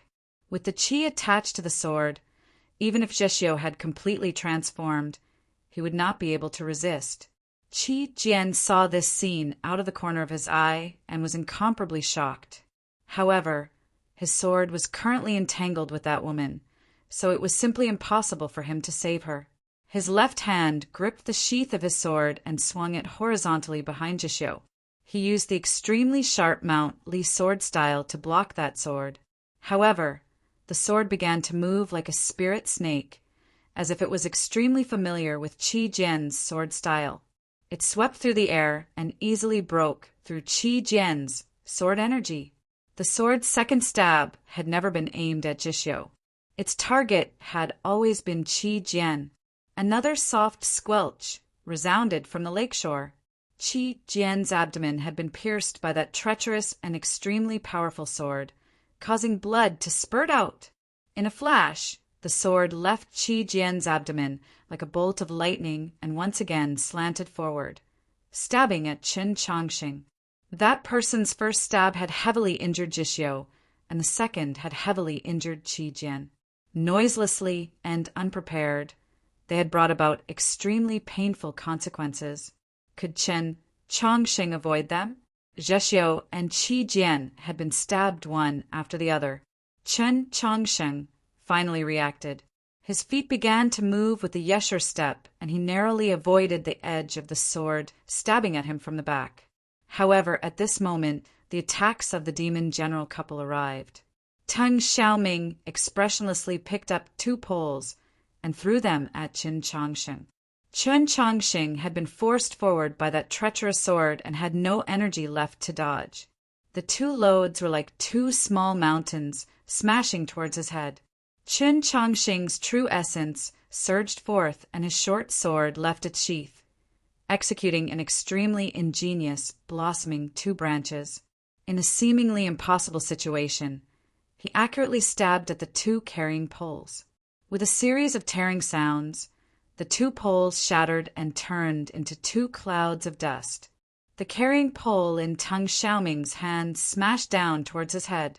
If the previous 2 carrying poles were like 2 small mountains, then the carrying pole of the 24th Demon General was like a real mountain. With an incomparably heavy shadow, it directly shrouded Chen Chongsheng's body. A loud bang resounded. A huge pit had appeared on the shore of the lake. Dust and smoke flew everywhere. Not far away from them, the trees fell down with cracking sounds. In just a moment, several acres of trees had been overturned. The demon beauty gave a shrill shriek. Taking advantage of Zheshio's heavy waist, she displayed her demonic arts. Her fingers glowed with a strange green light as she attacked Zheshio. The woman with a dignified appearance did not have the slightest bit of gentleness. Her sleeves lightly swayed in the wind. Faintly, it seemed as if countless feathers had appeared. Countless bolts of qi attacked Qi Jian's face. Zheshio's eyes were blood red, looking abnormally sinister. His 2 hands flashed through the air, creating several gray shadows, valiantly blocking the demon beauty's powerful attacks. However, Qi Jian's lower abdomen had been pierced through by that sword. His injuries were too heavy and he had no energy left to fight. He was struck down by the woman, his face pale and his expression weary. At this point, the 3 human youths had already been forced into desperate straits. Lu Wan who had not made a move all this time, finally made her move. She carried the large iron pot in her hands and arrived before the 3 youths with a terrifying sound. With a flick of her wrist, the large iron pot came crashing down towards their heads. The iron pot was truly very large, so large that it could cover the sky above their heads. It was like a dark cloud. If this large iron pot were to fall, Chen Chongsheng and the other two would definitely have no chance of survival. Just at this moment, in that deep pit on the shore of the lake, in that space filled with dust, a light suddenly burst forth. Soon after, there was the sound of footsteps like the beating of war drums. The wind on the lake suddenly broke, howling mournfully. Chen Chongsheng gripped his dagger and leapt out of the deep pit. Blocking in front of Zhixiu and Qi Jian, he thrust his dagger forward. He thrust towards that iron pot that covered the sky. With a bang, a hole appeared in the center of the iron pot. Soon after, there was the ear-splitting sound of metal grinding against metal. Chen Chongsheng's dagger pierced through the iron pot and continued forward. The iron pot, like a dark cloud, now had an additional layer of light. Chen Chongsheng's dagger advanced in that layer of light, bringing with it even more light. It was like a ray of heavenly light descending from the gloomy rain clouds. Swish, swish, swish, swish. Those were the steps of the sword. Swish, swish, swish, swish. Those were Zhixiu's claws and teeth. With a light swish, Lu Wan-er's face paled slightly. She hastily retreated, a line of blood appearing on her neck. The demon beauty gave a muffled groan and then collapsed. On her naked chest, several bloody marks had appeared. Qi Jian finally could not hold on any longer. Clutching his abdomen, he knelt on the ground, his fingers covered in blood. But at least he was still alive. Chen Chongsheng and Zhixiu were also still alive. The battle was suddenly divided. The lakeside grew quiet once more. Lu Wan-er lightly touched the bloody mark on her neck. Her gaze on Chen Chongsheng became much more solemn. It was still as warm as before, but it no longer gave off any sense of intimacy. She had never imagined that the dagger in Chen Chongsheng's hand would be so sharp that it could so easily pierce through her magical artifact. Just what sort of material was this dagger made of? Chen Chongsheng turned his head to look at Zhixiu. He had suffered severe injuries, so he could only hope that Zhixiu still had the strength to fight. Zhixiu's upper body was covered in blood, but he could still stand. The gray hair on his cheeks had not been completely retracted, and he was constantly gasping for breath. He seemed to be particularly exhausted, and his eyes were abnormally cold. Seeing Zhixiu's eyes, Chen Chongsheng's heart also grew cold. Lu Wan-er and Tang Xiaoming looked at each other, seeing the strange look in each other's eyes. These three human youths were actually able to endure this round of true attacks. This had truly surpassed their imaginations. It must be known that before entering the Garden of Zhou, even they did not know of the existence of that dagger. If you had listened to what I said before we left, that wolf cub would have died long ago. The demon beauty was once again heavily injured by Zhixiu's fingertips. She angrily said to the girl beside her. The girl looked at Chen Chongsheng and Tang Xiaoming in silence for a while, then calmly said, "With just the two of us, we really might not be able to defeat these two youths." Chen Chongsheng did not pay attention to what they were saying. Zhixiu also no longer cared about who Nank was. Qi Jian was the same, because they were more concerned about that dagger, that treacherous dagger. They looked at Liang Xiaoxiao with different expressions. Qi Jian's face was pale, and his expression was shocked. He was very sad, so much so that he was somewhat absent-minded. He looked at Liang Xiaoxiao and muttered, "Why?" Liang Xiaoxiao's face was even paler than Qi Jian's, but his face was expressionless, and he did not say anything, even if the dagger in his hand was dripping with his companion's blood. Chapter 265. No one could have imagined that the sinister and ruthless sword had come from their side, and that the person who had launched the sneak attack was Liang Xiaoxiao. Zhixiu had incomparably rich battle experience, and he had always had a cold temperament and rarely trusted people. Because of the environment in which Chen Chongsheng had grown up and encountered, he had always handled matters with extreme caution. Thus, no matter how charming and pitiful the two demon girls were, they could not deceive them. However, even the two of them had not imagined that Liang Xiaoxiao would suddenly attack. From the mausoleum of books to the garden of Zhou, Qin Chongsheng had always noticed that Liang Xiaoxiao had a faint hostility towards him. However, of the divine state 7 laws, Go Hanqi was a sincere and steady gentleman, and Guan Feibai was a violent swordsman. Perhaps they were opponents or enemies, but he had never thought that these disciples of the Mount Li Sword sect would be sinister villains, much less that Liang Xiaoxiao would collude with the demons. The war between the humans and the demons had already lasted for nearly 1,000 years. Whether it was the great Zhou in the north or the longevity sect in the south, how many seniors and fellow disciples had died wave after wave? As cultivators, they should have been even more clear that this was a war to exterminate the human race. So why was Liang Xiaoxiao willing to be ordered around by the demons? The most shocked person was naturally Qi Jian. His abdomen had been pierced through by Liang Xiaoxiao's sword, and he had suffered an extremely heavy injury. But what was even more wounded was his heart. He looked at Liang Xiaoxiao, his face pale and his expression perplexed. Even now, he still could not understand why his third brother, who had grown up with him and had always taken care of him, would strike such a vicious blow. Liang Xiaoxiao said nothing. His face was also pale, and there was a faint struggle in the depths of his eyes. But even deeper was a joy that bordered on madness. It was pain, but also joy. Qin Chongsheng and the other two had thought of many things and many possibilities, but in reality they had only used a very short amount of time. The demons had always been cold and emotionless. Seeing that their plan had finally succeeded and Liang Xiaoxiao's sneak attack had succeeded, how could they give them a chance to catch their breath and reason?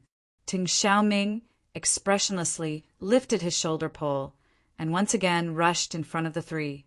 Clasping his hands together, he mercilessly smashed it down. The wind by the lake suddenly shattered into countless thin strands, and all the nearby trees were all destroyed and toppled. The extremely terrifying carrying pole pressed down like a mountain. Even if Qin Chongsheng and the other two weren't injured, it would still be extremely difficult for them to directly block an all-out attack from the infamous 24 demon generals. Not to mention that their current condition was extremely bad. Zheshio's shoulders were badly mangled. Amidst the messy wolf fur that had yet to recede, one could faintly make out the eerie white bones. What was even more frightening was that these injuries were caused by the peacock plume hidden in the fingers of the demon race woman. An extremely small trace of green could already be seen in the depths of the wolf race youth's pupils. The legendary peacock plume had a poison that could poison powerful demonic beasts to death. Now, the poison had begun to wreak havoc in his body. Qi Jian was even more miserable. His abdomen was overflowing with blood. Even if he used the last of his strength, he could only barely hold onto the Mount Li relic sword. He could not even stand up, so how could he fight? Qin Chongsheng looked slightly better. He, who had rushed out of the pit with his sword in hand, was covered in dust and looked extremely pathetic. There were no wounds on the surface of his body, and there were no bloodstains on his clothes. In reality, he only looked a little better. Previously, he had received Tang Xiaoming's first blow from the shoulder pole at the bottom of the pit. Even though his body had been bathed in dragon blood, he still could not completely withstand it. The bones in his left arm had already begun to crack, and several of his ribs had already been broken. Even more troublesome was that his sea of consciousness had received a massive shock. It was incomparably vexing and uncomfortable. His chest was extremely stuffy, and he could vomit blood at any moment. How could the three heavily injured youths face this mountainous shoulder pull? After Liang Xiaoxiao had succeeded in his sneak attack, he had swiftly retreated. From a distance of several dozen zhang, he watched this scene in silence. That demon beauty's smile was like a flower. That dignified young lady's expression was calm. Lu Wan sympathized with them and then waited. She waited for Qin Chongsheng and the other two to die as expected. Qin Chongsheng obviously did not want to die. It could be said without question that, from the time he was 10 years old, he was the person in this world who did not want to die the most. For the sake of not dying, he had worked very hard, so he had naturally made many preparations. When everyone believed that they were doomed, including Qi Jian and even Zheshio, who had walked the line between life and death countless times, silently said to himself, "So be it." Qin Chang Sheng once more began to work hard, taking out the item he had prepared. It was a metal ball, its surface covered in lines that looked like scales. Qin Chang Sheng poured his true essence into the metal ball. The surface of the metal ball flashed with light, and then it began to rapidly tremble. Those scales began to split open. The fine sounds of springs and metal rubbing against each other rang out in rapid succession. The splitting metal ball instantly transformed, producing several thin, umbrella-like surfaces, then the umbrella ribs, and then the handle. These transformations took place in an extremely short amount of time. The shoulder pole that carried the demon general's vigorous strength had not even fallen. A rather old oil paper umbrella appeared in Chen Changsheng's hands. This umbrella seemed ordinary and unremarkable, just like him. A loud bang resounded. On the shore of the lake, there wasn't another huge pit. Instead, there were dozens of cracks that were several feet deep. Powerful qi flew in all directions, striking the hard cobblestones and leaving clear marks on their surface. Some of the qi from the terrifying collision swept into the depths of the forest, leaving mottled marks on the bark of the trees. Who knew how many birds that had not been able to escape in time were tragically struck to the ground? The dust gradually settled, and the echoes from the cliff behind the lake also gradually faded away. Qin Chang Sheng did not die, because the carrying pole was blocked by the ordinary-looking umbrella in his hand. A faint yellow light fell from the edge of the umbrella, like a curtain, enveloping Qin Chang Sheng within. He stood in front of Zheshio and Qi Jian. Looking at this scene, the demon beauty covered her mouth, shocked, speechless. Liang Xiao Xiao slightly raised his eyebrows, his expression grave. Lu Wan slightly creased her brow, revealing a pondering expression, as if she had thought of something. Only Ting Xiaoming's expression remained wooden. His right foot took another step forward, his two hands raised the shoulder pole, and once again struck down. The wind and clouds above the lake had been carried over by that shoulder pole. There was another loud bang. The yellow paper umbrella had once again blocked it, but Chen Changsheng's face became even paler. In Wenshui City, the Tang Old Master had gifted him this legendary magical artifact. Zheshio had once said that this umbrella could block a full-powered attack from a star condensation expert. Zheshio had also said that since the demons had used some sort of method to forcefully suppress their cultivation and send 2-star condensation demon generals into the Garden of Zhou, then Ting Xiaoming and Lu Wan would at most be at the peak of ethereal opening. Logically, the umbrella in his hands could obviously block the opponent's attack. The problem was, how many full-powered attacks from the demon general could it block? Using a magical artifact also required the assistance of true essence. The amount of true essence he had was much less than cultivators of the same level, so how long could he last? The most crucial problem was that the area of the yellow paper umbrella was not very large.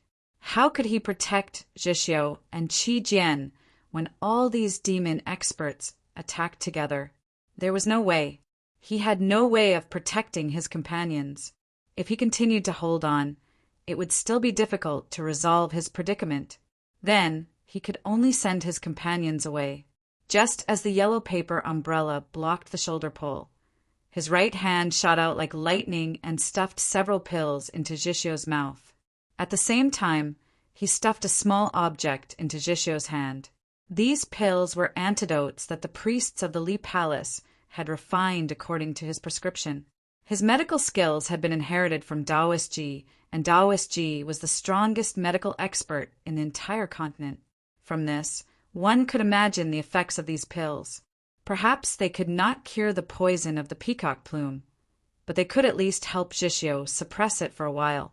As for the slightly cold object, it was a button. When he left the capital, he had only brought a single button. He had originally thought that if he encountered any danger in the Garden of Zhou, It could help him protect his life. But now, it seemed that he would have to give it to someone else. Back in the Orthodox Academy, when Luo Luo had given him the button, she had said very clearly that the button could only carry 2 people away at most. Qin Changxing raised the umbrella and looked at the demon experts rapidly approaching. Without turning around, he calmly said to Zhixio behind him, "Take him away." The demon's plan in the Garden of Zhou was definitely not limited to this, but the successive events that had occurred by the lake were enough to help them confirm that of the 3 of them, the demon's first target was Qi Jian. Otherwise, the demons could have gathered all their strength and killed him and Zhixio first. It would not have been like this, waiting for Qi Jian to enter a situation of certain death before Lu Wanner said those 3 words, and Liang Xiaoxiao finally struck. Zhixio understood this point, but he did not understand. Even if Qi Jian was the last disciple of the Mount Li sect master, why would the demons value him so much? He also understood that Qin Changxing had given him the button, which was tantamount to giving him the hope to live, and if Qin Changxing stayed, he would have to face death. He also understood that Qin Changxing would not take Qi Jian away himself, nor would he leave Qi Jian behind. Thus, in this arrangement, there was only one possibility left. At the same time, he also understood that he had been poisoned and was powerless to fight. If he stayed, he would not be able to help Qin Changxing, so it was better to take Qi Jian and leave. What he understood the most was that since Qin Changxing had already made up his mind, no matter what he did, it would be meaningless. It would only be a waste of time. Without hesitation, Zhixio picked up Qi Jian and activated the button in his palm. In his embrace, Qi Jian's small face was abnormally pale. His eyebrows were furrowed, his eyes closed, and his eyelashes fluttering. He looked extremely pitiful, but he had no idea what had happened. A strand of green smoke rose from under the yellow umbrella. In the final moment, Zhixio looked at Qin Changxing's back and expressionlessly thought, "Just who is whose bodyguard? If I can survive today, it seems like I really will owe a certain person a life." At almost the same time, the demon general's 3rd blow from his carrying pole fell. The ground fiercely quaked. Dust filled the air, obscuring the green smoke. Countless cracks appeared and fresh earth tumbled out, just like a plowing field in the spring. The dust settled. Qin Changxing stood alone at his original position. His left hand held the umbrella. His right hand gripped the dagger. His expression was extremely serious as he prepared for the final battle. This chapter's name is cooler than the Sorrowful Sword, so I'll use it instead. I'll try to finish the next chapter by 11. Chapter 266. That's the 1,000 Li button. Lu Wanna looked at the umbrella in Qin Changxing's left hand and asked in astonishment, "Could this be the umbrella that not even Su Li could afford?" The war between the humans and demons was exceptionally cruel. On the boundary line of the snowy plains, assassinations and the like had never ceased. In order to win the final victory in this war of extermination, both sides would stop at nothing. As long as there was a chance, they would not hesitate to pay any price to kill the young geniuses in the opposing camp that had the opportunity to mature. The reason why Zhixio, at such a young age and still in the meditation realm, had such a great reputation on the continent was because, alone, he was able to survive in the cruelest and most dangerous place. In order to protect their own young geniuses and give them enough time to mature, the sects and schools of the human world would send out experts to secretly protect their most valued junior disciples before they truly matured, or perhaps bestow them with a few life-saving magical artifacts. For example, when Tian Haixingxue was fighting in Snowhold Pass, Divine General Fei Dian would often hide at his side. Young geniuses like the Divine State 7 Laws, Zhuang Huanyu, Su Mayu, and Zhong Hui all received such treatment. The demons had chosen the Garden of Zhou to carry out their assassinations precisely because the Garden of Zhou was very special. Senior human experts could not enter, so young human cultivators could only protect themselves. Of course, those young human cultivators would definitely have magical artifacts that could save their lives. even more so for someone like Chen Changsheng, who was doted upon by the Pope. It was just that Chen Changsheng really had too many magical artifacts, and they were all so rare and powerful. Whether it was the legendary yellow paper umbrella or the thousandly button that cultivators treasured as much as their lives, they were both magical artifacts of the highest level on the continent. As for the seemingly ordinary dagger in his hand, it possessed an unimaginable sharpness that even made Lu Wanner feel some fear. According to their original plan, the demon experts that had infiltrated the Garden of Zhou would use the rumor of the sword pool as a bait to gather by the lake. With the addition of the spy hidden among the humans, they should have been able to very easily kill Qin Changshen, Zhexiu, and Qi Jian. With this, they would have completed 3/4 of the mission, and then they would have gone to meet up with their lord and killed Su Yurong. Who could have imagined that such a meticulous plan would ultimately be destroyed by Chen Changxing alone? Zhexiu had been poisoned by the peacock plume, and Qi Jian's lower abdomen had been pierced through. Presumably, his internal organs and meridians had also suffered severe injuries, but in the end he had left the lake and had not died yet. Lu Wanner looked at Liang Xiaoxiao, her gaze landing on the cloud-patterned ribbon on his left wrist, and nodded. She did not recognize this disciple of the Mount Li sword sect. She only knew that he was the famous third law of the divine kingdom in the south. He was the human that the military counselor had said would help them before they entered the garden. Liang Xiaoxiao's face was still pale, and his voice trembled slightly, but his tone was very firm. "We must confirm Qi Jian's death. Everyone who came here must die." Chen Changxing had used a precious thousandly button to send Zhexiu and Qi Jian away. If they were in the real world, no matter how strong these demon experts were, they would not be able to catch up to them. Regrettably, this was the Garden of Zhou. There were natural barriers between space, so Zhexiu and Qi Jian could not have truly gone 1,000 li away. They were definitely still within the garden. Most importantly, Lu Wanner could grasp their whereabouts at any time. "There's no need to kill you. I'm very satisfied because I really like you." She looked at Qin Changxing and said with a gentle expression, "It's very rare for me to like a human, because just now you very seriously advised me not to eat human flesh. Other humans, including many of my clansmen, would only feel loathing or fear after hearing the rumors about us husband and wife. No one would advise me as seriously as you did. You're a very different child. It's a pity that you can't live, because this is the military counselor's request." After saying this, she picked up the large pot with the hole in it. Her figure suddenly faded, and she floated towards the surface of the lake. Teng Xiaoming tied the 2 baskets back to his shoulder pole and followed her. The only people left on the lakeside were the demon beauty, the dignified woman, and Liang Xiaoxiao. Qin Changxing looked at Liang Xiaoxiao and asked a question. Why? This was something he really wanted to know, and it was also something Qi Jian wanted to know the most. In the past several hundred years, there were very few cases of humans working for the demon race, not to mention that Liang Xiaoxiao was one of the divine state's 7 laws. His future was incomparably bright, and the demon race couldn't possibly give him more benefits or a better future. No matter how he thought about it, his betrayal didn't make any sense. Liang Xiaoxiao didn't answer. He slowly raised the sword in his hand, and his eyes were filled with frost.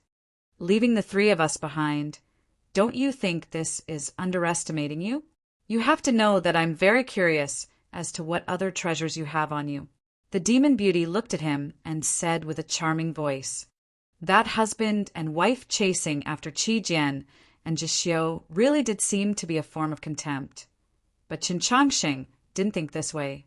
The one behind this plot was that mysterious and terrifying Lord Blackrobe. Countless years of deeds had long since proven that the demon military counselor had always been meticulous. The demon race left 3 people behind to kill him, which meant that the 3 of them could definitely kill him. The youngest principal of the Tradition Academy in human history is going to quietly die like this. Even I feel a little disappointed." The demon beauty looked at him and sighed.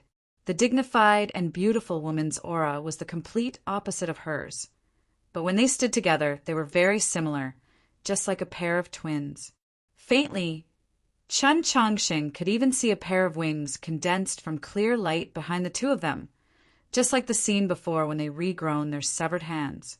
A powerful and cold aura was emitted from the wings of light behind the two women. Chen Chongqing's divine sense was very sensitive, and he was very sure that this kind of power wasn't something he could fight against. Moreover, Liang Xiaoxiao's despicable and sinister, but indeed powerful sword was still on the side. Several of his ribs were already broken, and there were who knew how many cracks on the surface of the bones in his arms. Previously, he almost spat out blood several times, but he forcefully swallowed it back. His sea of consciousness was severely shaken, and his meridians, which were originally not smooth, were now even more sluggish than before. Although it looked like he wasn't injured on the surface, his injuries were already very serious.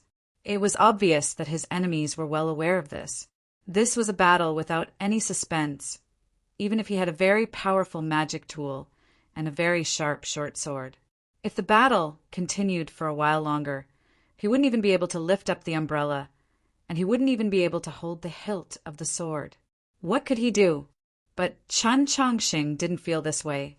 He held the umbrella in one hand and the sword in the other.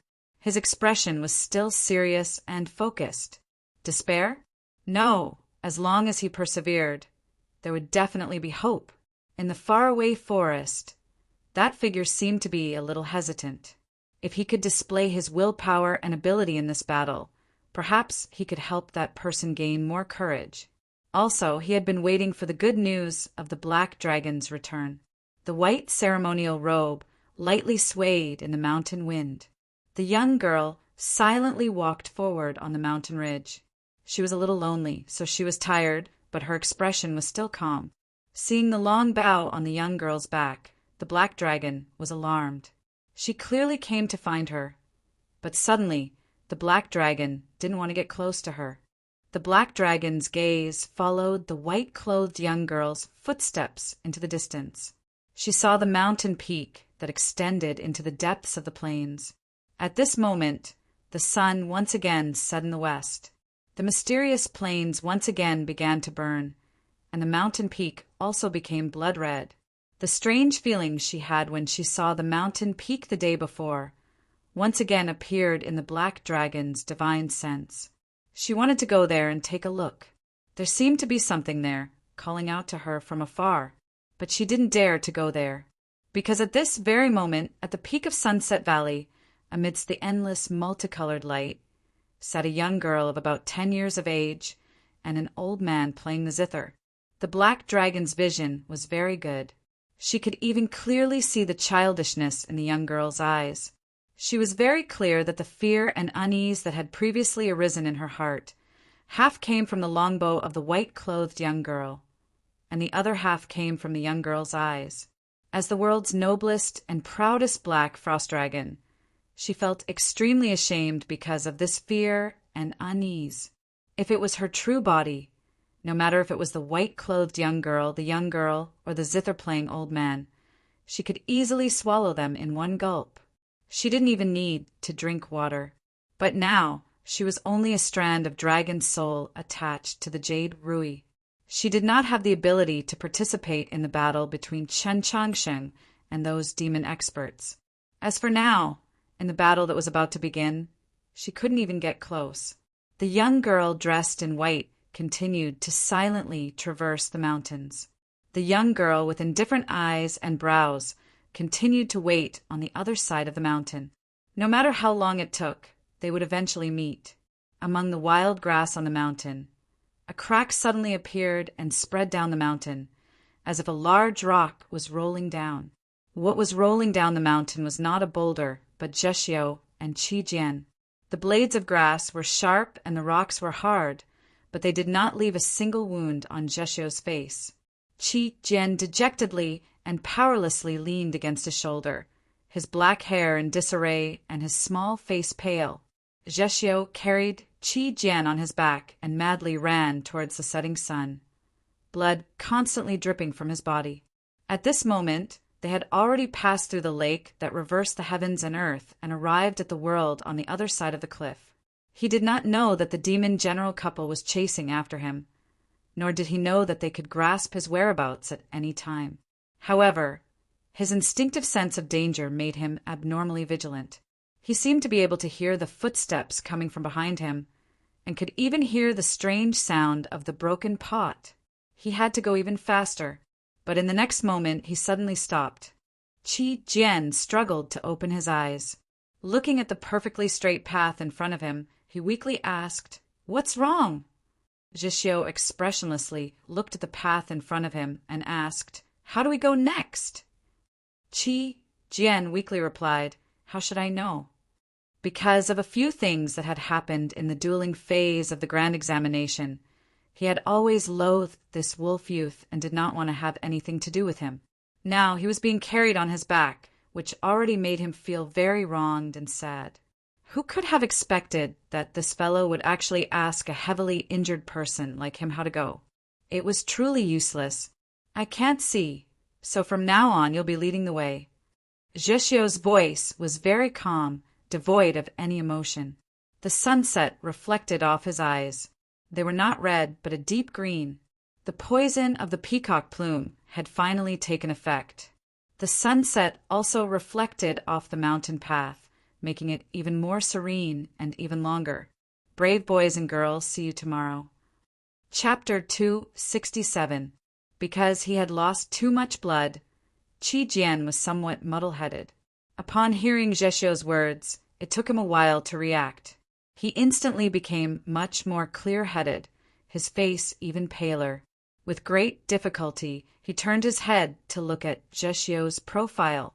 Seeing that his face was still expressionless and those two eyes that had clearly lost their spirit, his body instantly went stiff.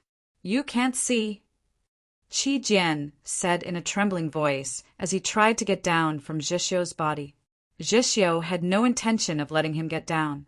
His two hands grabbed onto Qi Jian's legs like iron bars, making it impossible for him to leave. Feeling the warmth and strength from his legs, Qi Jian was both embarrassed and anxious. He used all his strength to try and leave. No matter how he struggled, Zhixiu did not react. He just stood there like a statue. Qi Jian's strength grew weaker and weaker, and his struggles also grew smaller and smaller. Finally, he gave up and powerlessly leaned back against Zhixiu's shoulder. Now that he looked at Zhixiu again, that normally expressionless face that Qi Jian loathed so much that he only wanted to get away from, suddenly had an indescribable flavor to it. Yes, he really was like a statue, like a wolf standing on a cliff, gazing into the distance, or perhaps a youth. Unknowingly, Qi Jian's heart had softened, and the depths of his eyes had also softened. As he looked at Zhixiu's face, his pale face revealed an expression of admiration.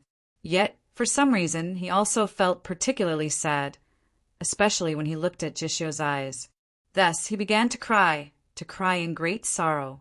Zhixiu's expression was still indifferent, as if he was not affected by his blindness. If crying could solve problems, then I would definitely be the best at crying in the world. On the snowy plains in the battle with the demons, there were countless problems that needed to be resolved, problems related to life and death. Qi Jian felt very humiliated. He raised his arm and used his sleeve to wipe away the tears on his face, but he could not wipe them clean because the tears continued to flow. Zhixiu's voice became somewhat hesitant. "Perhaps you," after a moment of silence, he added. "Don't cry, it's fine." It was obvious that he was not skilled at comforting people, and even less skilled at coaxing them, so his tone was rather stiff, but it also made it seem even more sincere. Qi Jian sniffled and gave a somewhat aggrieved grunt.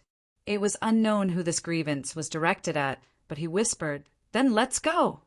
Zhixiu looked at the darkness before him, composed himself, and said, "Let's still head in the direction of the mountainside Whispering Wood." Qi Jian held his shoulder and raised his head with some difficulty.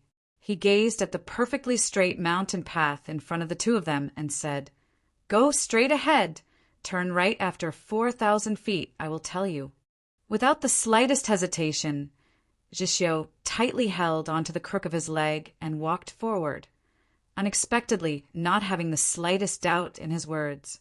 This made Qi Jian somewhat moved, but also somewhat puzzled. The mountain breeze caressed Jishio's face, but he had already closed his eyes. Only then did the mountain breeze land on Qi Jian's little face. The wind seemed to carry some kind of warmth. Qi Jian felt somewhat warm and at ease. In the mountains of the Garden of Zhou, the incessant sounds of footsteps and Qi Jian's childish and weak directions rang out, as well as Jishio's calm and indifferent replies. "Slow down, there's a barrier ahead. A small stream, 20 feet long, and on the other side is a sandy land.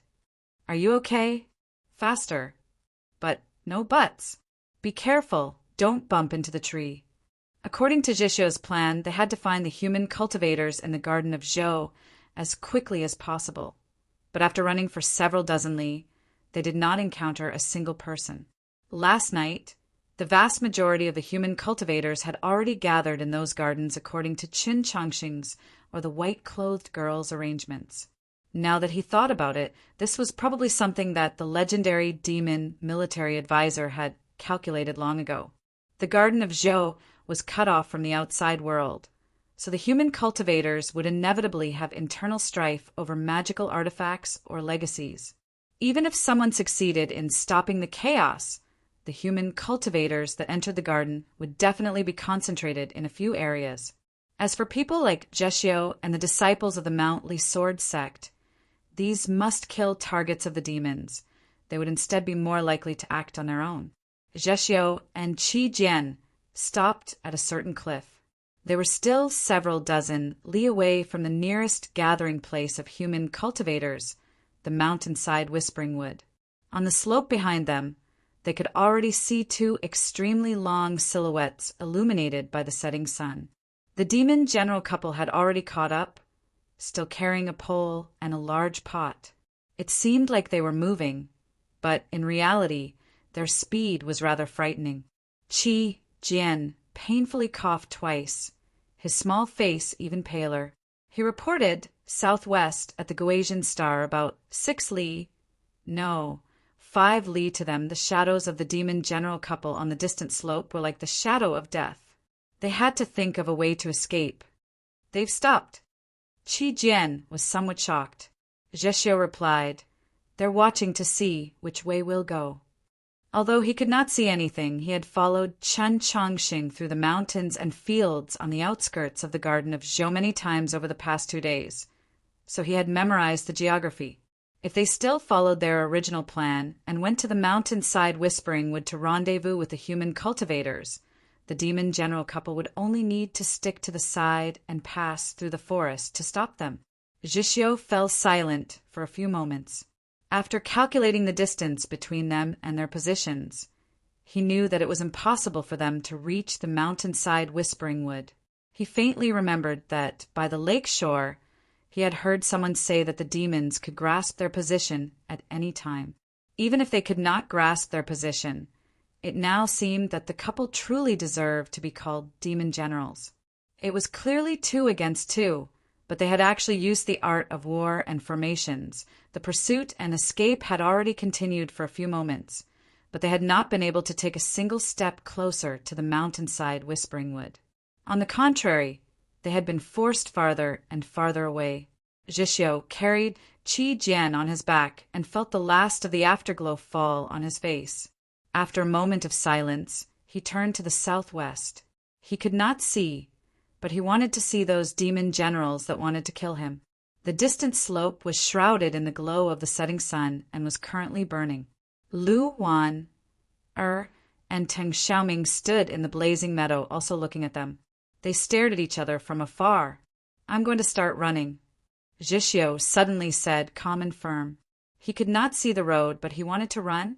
Qi Jian was very shocked. The hand that was grabbing Jishio's shoulder subconsciously tightened. Jishio said, "You can report their position at any time and also show me the way. Right now, first tell me, How steep is this cliff in front of me? Qi Jian's voice was very weak. At this moment, it trembled even more because of his nervousness. After looking for a while, he said, "It's about 43 degrees. Can you really do it?" "I'll definitely fall down often. I just need to get up and run." After a moment of silence, Zhixio said, "It'll be very painful. Don't cry." Qi Jian softly grunted. After another moment of silence, Zhixio said, "Hold on a little tighter." Qi Jian softly grunted again, then tightly wrapped his arms around Zhixio's neck and rested his head on his shoulder. Having finished his preparations, Zhixio took a deep breath. The true essence in his body began to violently circulate, completely suppressing the peacock plume poison that was trying to spread from his eyes to even more places. Then he squatted down. As he moved, his knees strangely began to bend in a manner unimaginable to humans. The front of the boots on his feet split open. Sharp claws protruded from his dark wolf fur and pierced into the hard rocks of the cliff with a screeching sound. At the same time, the edges of his cheeks and neck began to sprout countless coarse hairs.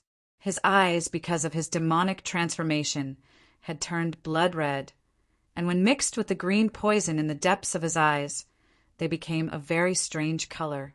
They looked like freshly ripened lemons, very sour and powerful, able to stimulate countless spirits. "Afraid?" he asked. Qi Jian did not reply. His arms tightened, and he leaned on Zhixio even tighter. Zhixio seemed somewhat surprised. After a moment of silence, the corners of his lips perked up, most likely a smile.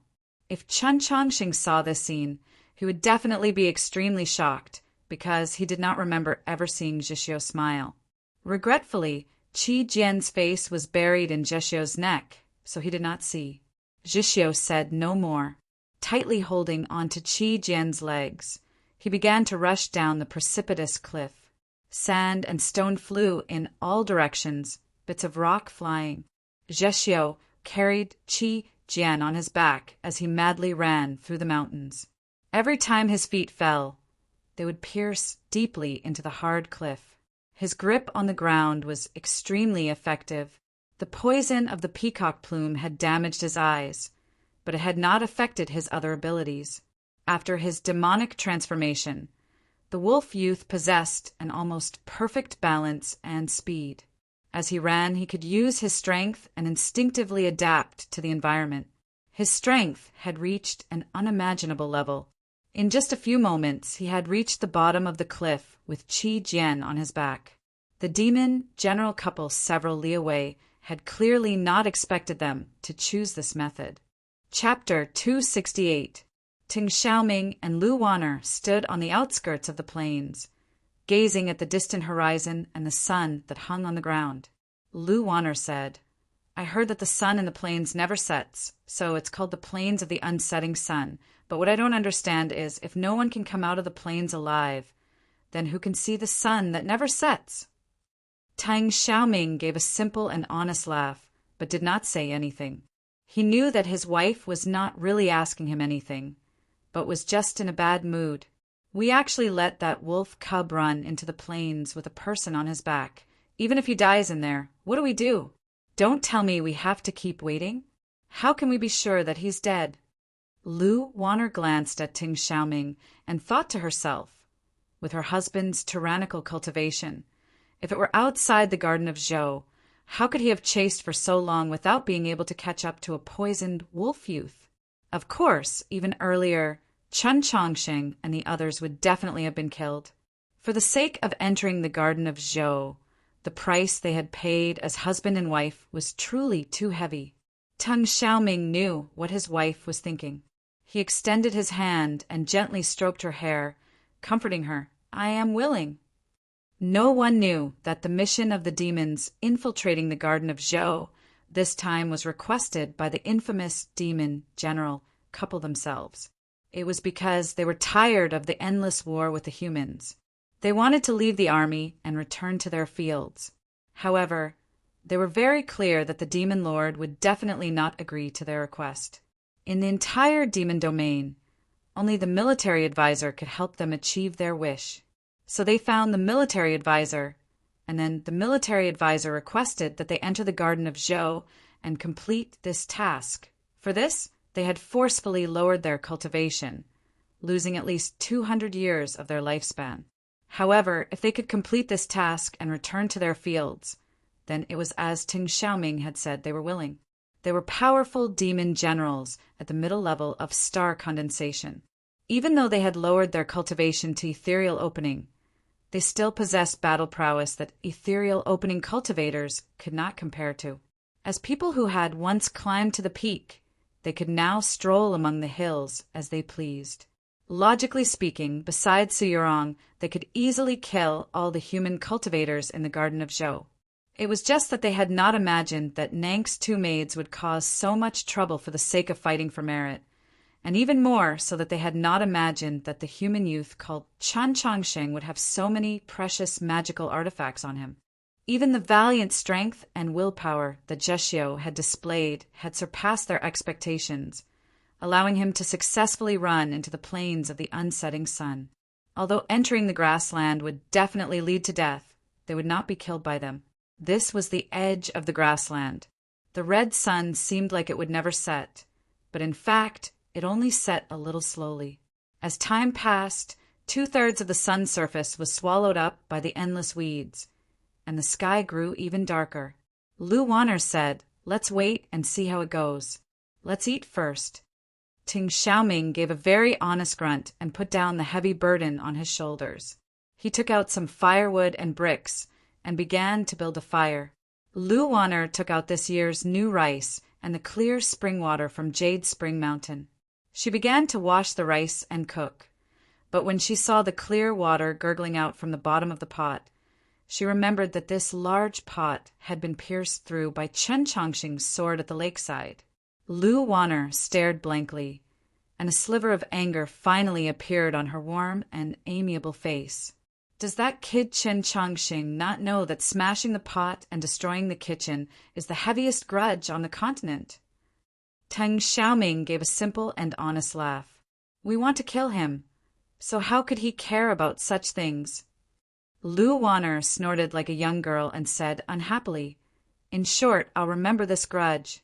If those two girls can't kill him, I won't let him have it easy." Ting Xiaoming comforted her. After we return to our hometown, we won't fight with people anymore. Smashing the pot and selling the iron, if we can get some money, that's not bad. Saying this, he took out another pot from the basket, took the rice from her hands, and began to wash it, preparing to steam it. "What are we eating tonight?" Lu Wanna asked. Ting Xiaoming looked towards the grassland and heard a faint whistling sound. He said hesitantly, "There should be quite a few monsters inside. Should I go in and catch a few? I won't go too far, so it should be fine. Risking your life for food, we're not birds and we're not humans." Lu Wanner said unhappily. She then walked to the side of the basket, and after rummaging for a long time, she found something. She picked it up and said, "When I left, I brought the left attendant's left hand over. Put it on the pot, steam it, and dip it in the zigung chili sauce to eat."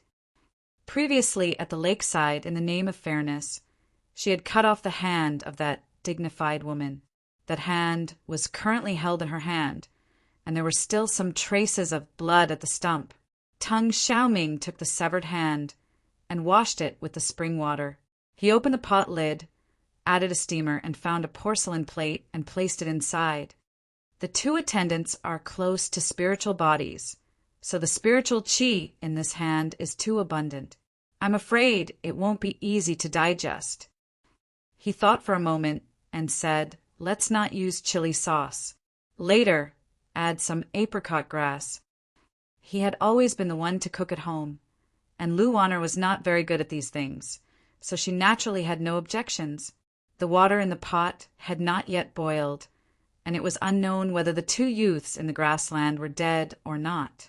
Lu Wanner and Ting Xiaoming sat side by side on a rock outside the grassland, watching the setting sun sink at an extremely slow speed. "It's been a long time since I've been like this. 73 years ago, you were still a small soldier, So how did you have the guts to invite me to go see the sun together? I lost a bet with a colleague. Lu Warner glared at him and said, You're finally willing to tell the truth. Ting Xiaoming thought for a moment and honestly said, I've already admitted it 441 times.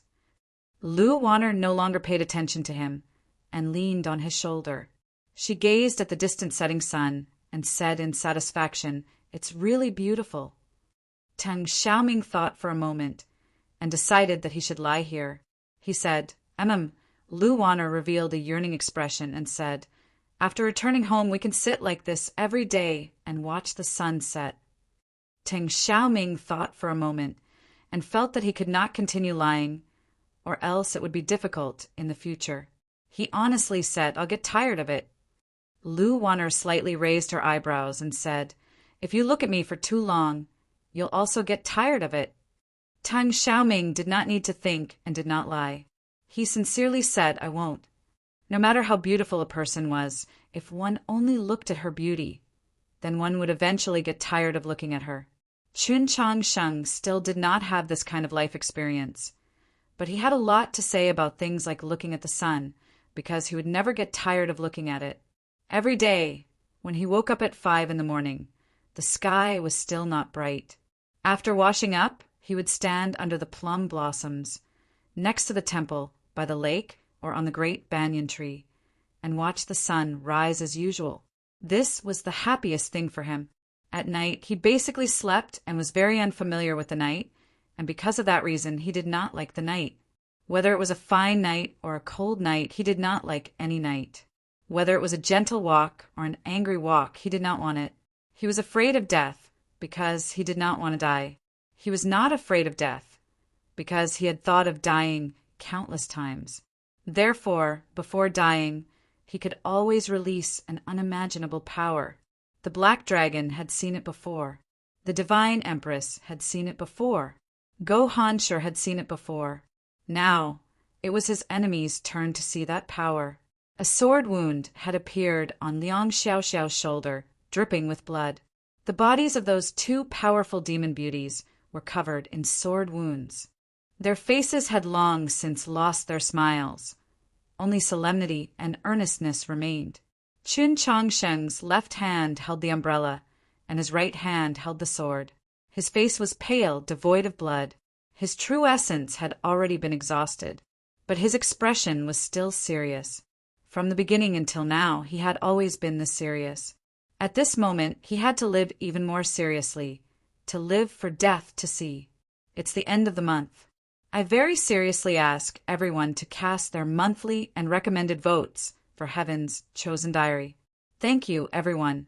In addition, that poem used for interstellar travel, I keep feeling especially despairing. Chapter 269. Chun Changsheng's expression was serious and focused, but not at ease, because his current posture was a little strange. If he held up the umbrella as a shield and held his sword forward, then he would be a heroic warrior on the battlefield. But now the umbrella in his hand was not raised, but dragged on the beach. The dagger was held upside down in his wrist, his knees were slightly bent, and his body was slightly leaning forward, as if he was ready to jump up and escape at any time. He looked like a thief ready to fight for his life.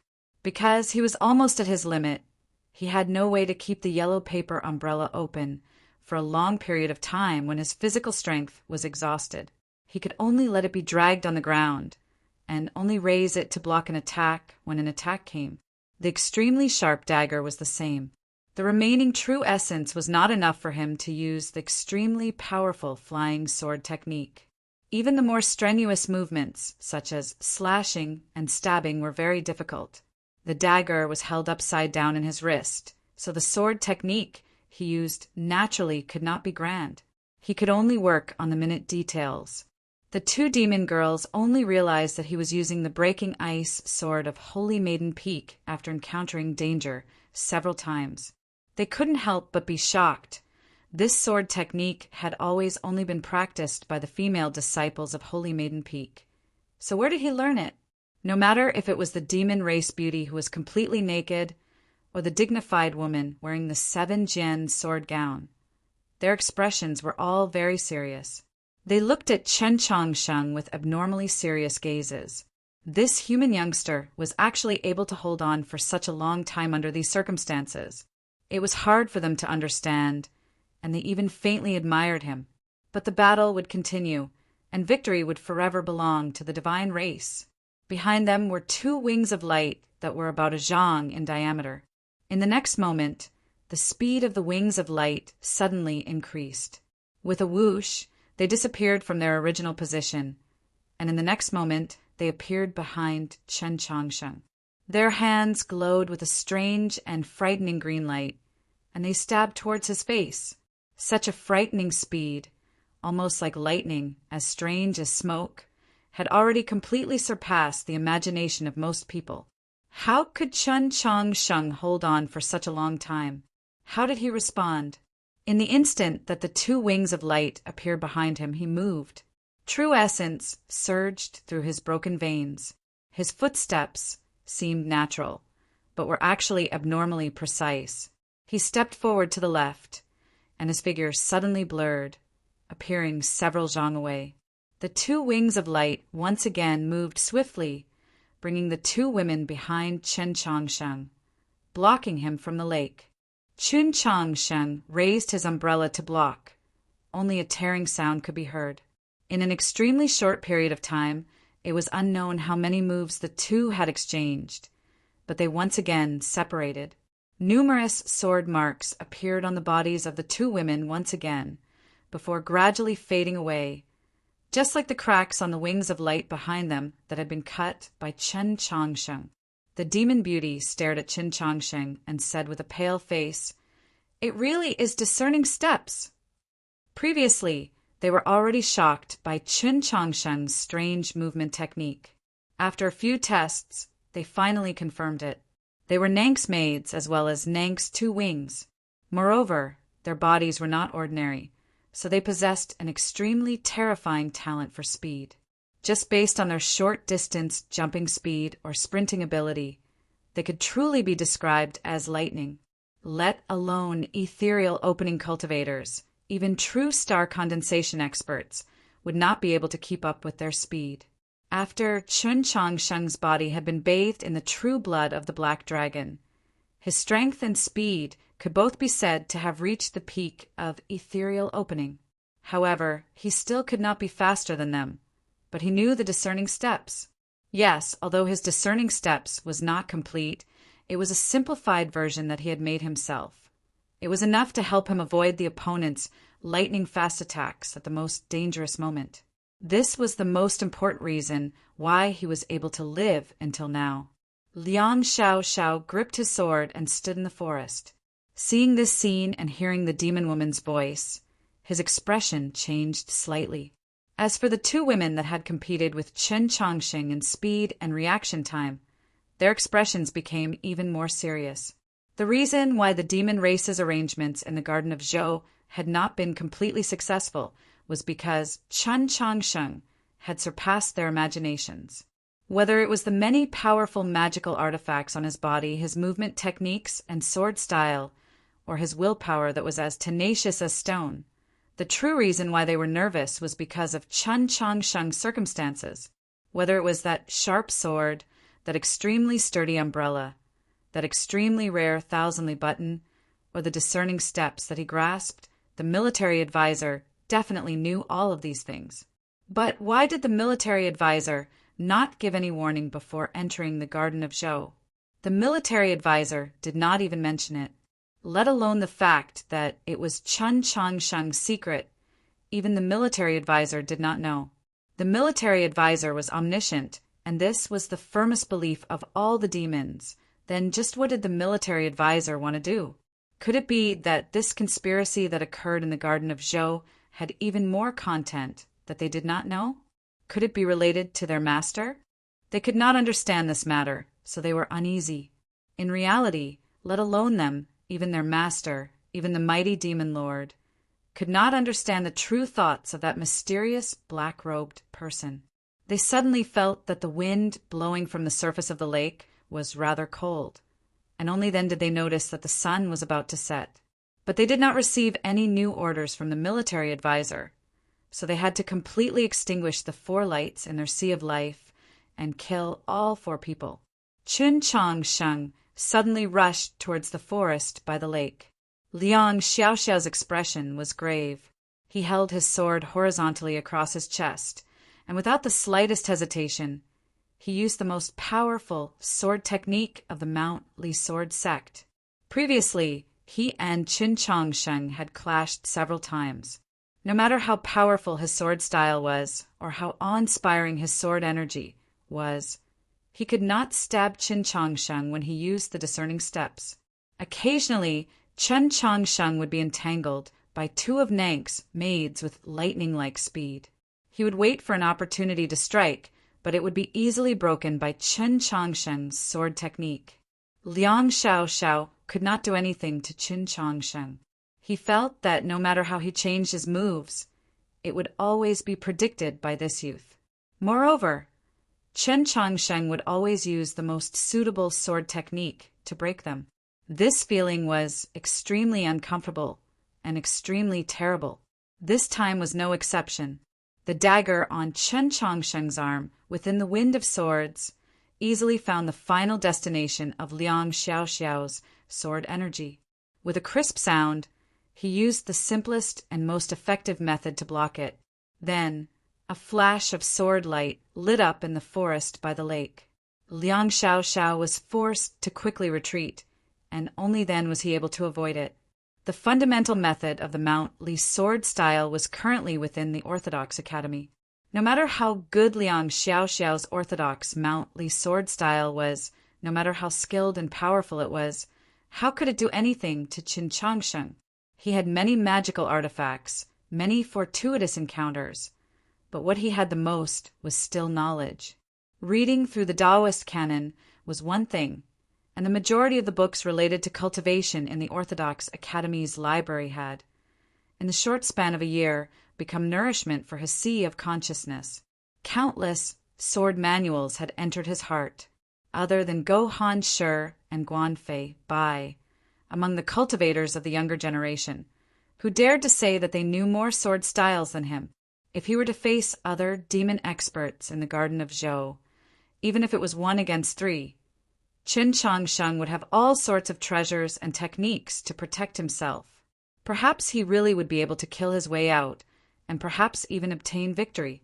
Just like now, he had broken through Liang Xiaoxiao's Mount Li sword and pretended to return to the forest. In reality, he had completely ignited the remaining true essence in his body, pouring all his strength into the dagger. With a flick of his wrist, the dagger transformed into an extremely mournful and cold light, slashing towards the seemingly empty forest before him. There was a sharp sound. The 2 women flapped their wings of light and just happened to appear at that place. Only a spurt of blood could be seen. On the necks of the 2 women, a deep sword wound appeared. If it was just a little deeper, perhaps even the bones within could be seen. The setting sun shone upon the forest by the lake. The wind caressed the surface of the lake, and the sound of waves could be heard. Chun Chong Sheng held the dagger in one hand and the umbrella in the other. His chest rose and fell slightly, and his breathing gradually stopped. A hint of regret appeared in his eyes. Although this strike had heavily injured the 2 women, it had not been able to slit their throats, so it had no meaning. Even their severed hands could be regrown, let alone the wounds on their bodies. Why did that dignified woman not have horns?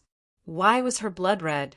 Why did that naked demon beauty, when she used her bewitching technique, have the horns on her head automatically disappear?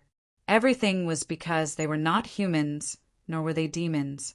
They were shamans, or more accurately, they were shaman spirits. Their bodies were somewhere between a real existence and a spiritual body. When they stood together, even though their facial features and expressions were completely different, they gave off the feeling of twins, because they were originally twins. They were a pair of wings, just like the pair of wings of light on their backs. Those wings of light and their almost spiritual bodies allowed them to possess an unimaginable speed. Even if Chun Chong Sheng used the Yeshur step, he would not be able to escape. If they only had a single wing, they would never be able to fly. It was just like how if they were separated, they would only be ordinary upper-level ethereal opening experts, which was why they had been repeatedly heavily injured by Chen Changsheng and the others in the center of the lake. But if they stood together, they could soar into the blue sky, their battle prowess 10 times greater than if they were alone.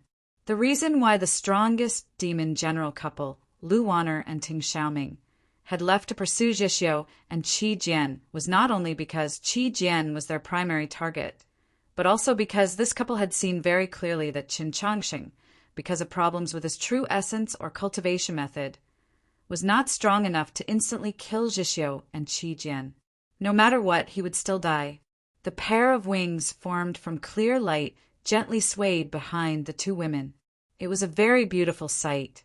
In Chen Changsheng's eyes, these wings of light were very frightening. The hand that gripped the hilt of his sword slightly tightened, trying to find a way to escape, but he could not find it. The two women lowered their heads to look at the wounds on their necks, but they could not see them, so they turned their heads to look at each other's necks, their movements extremely synchronized.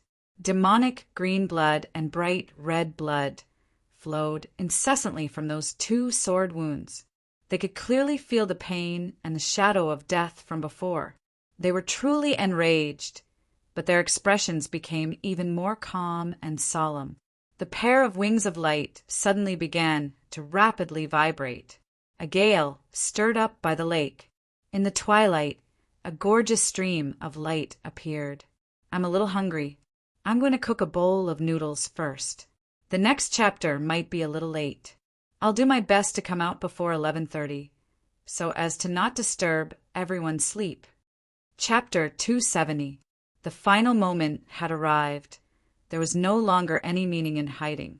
Chen Changsheng unhesitatingly performed meditative introspection, igniting the last remnants of the snowy plains.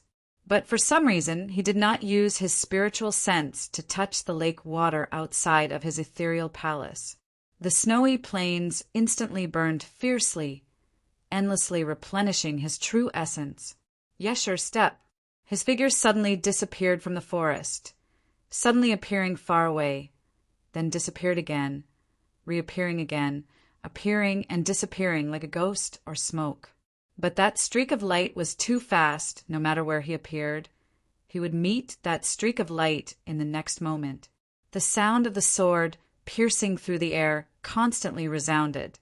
The wind by the lake and the sound of the waves on the lake were cut into countless pieces. From time to time, blood would splatter through the air like flowers. But by the time the flowers of blood landed on the ground, the person who had previously fought would already be several dozen zhang away. Those flowers of blood were sometimes green, sometimes red. After Chen Changsheng's body had been bathed in dragon blood, it was indeed incomparably strong. Up to this point in the battle, there was not a single wound on his surface. But although he had the protection of the yellow paper umbrella, he had still been struck by the poisonous peacock plume of the two girls several times. That sinister and awe-inspiring power had penetrated through his skin, penetrating deep into his internal organs, causing severe internal injuries. There were 2 times when he almost spat out blood, but he forcefully swallowed it back down.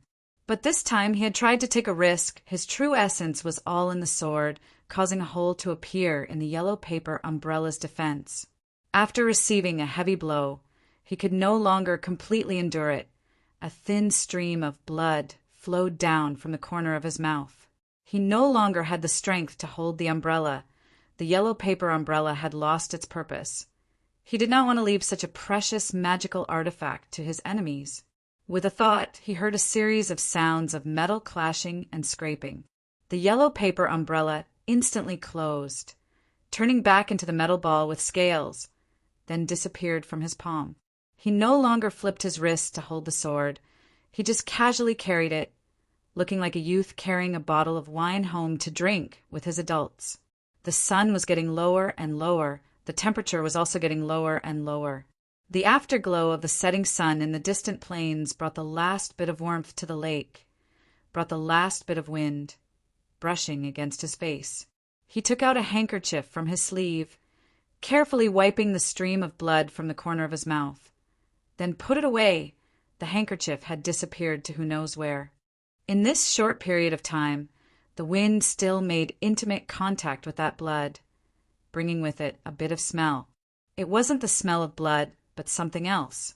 Liang Xiao stood in front of the forest, his sword held horizontally in front of him as he stood guard, preventing Qin Changsheng from using discerning steps to escape into the forest. The two women were shaman spirits, so their 5 senses were very sensitive. Moreover, they were right in front of Qin Changsheng, very close so they could smell it. It really wasn't the smell of blood, nor was it sweet, nor was it the smell of iron in the deep winter. Instead, it was a fragrance. This fragrance was very faint, like the orchids in the deep valley, but it was extremely fragrant, as if the orchids were right in front of them.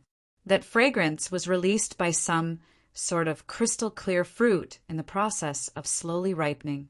It was also like the freshness of the mountain wind blowing through the pine valleys overnight, or the saltiness of the stones steamed on the beach when the sun rose. This fragrance was incomparably complex, but also incomparably pure. It was mellow to the extreme, but also extremely clean. On that night many years ago, this fragrance had caused the countless mystical beings in the fog behind Xining village to feel uneasy. 1 year ago, this fragrance had caused the little girl next door to the Orthodox Academy to climb over the wall.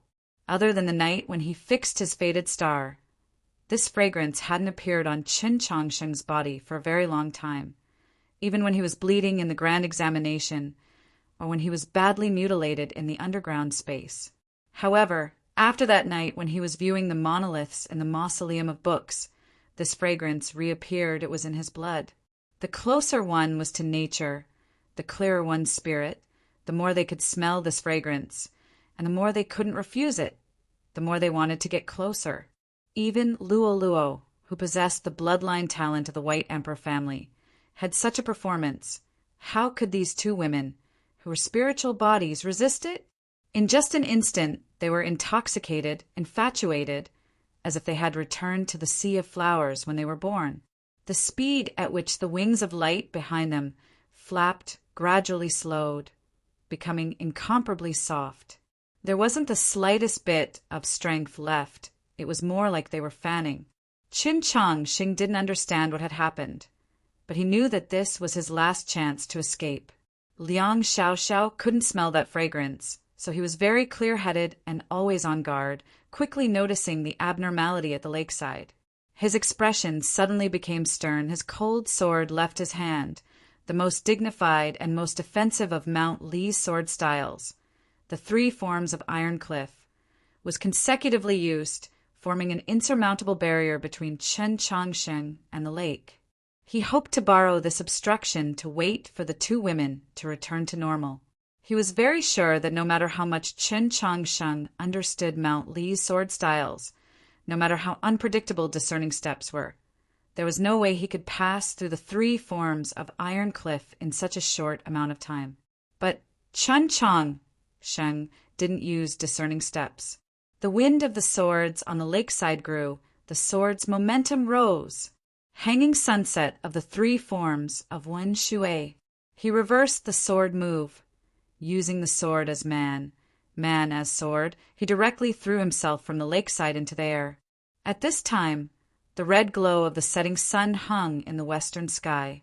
On the surface of the lake that had already become somewhat gloomy, there was still a setting sun. Qin Changsheng broke through the air, bypassing Liang Xiaoxiao's sword momentum, flying high into the sky, then landing on the surface of the lake. He landed on the reflection of the setting sun on the surface of the lake. Water splashed in all directions. The two women woke up with a start. Their eyes still had traces of confusion, not knowing what had happened in that moment. But in the next moment, that confusion completely turned into anger, seeing that they were finally about to kill that troublesome youth. How could they let him escape?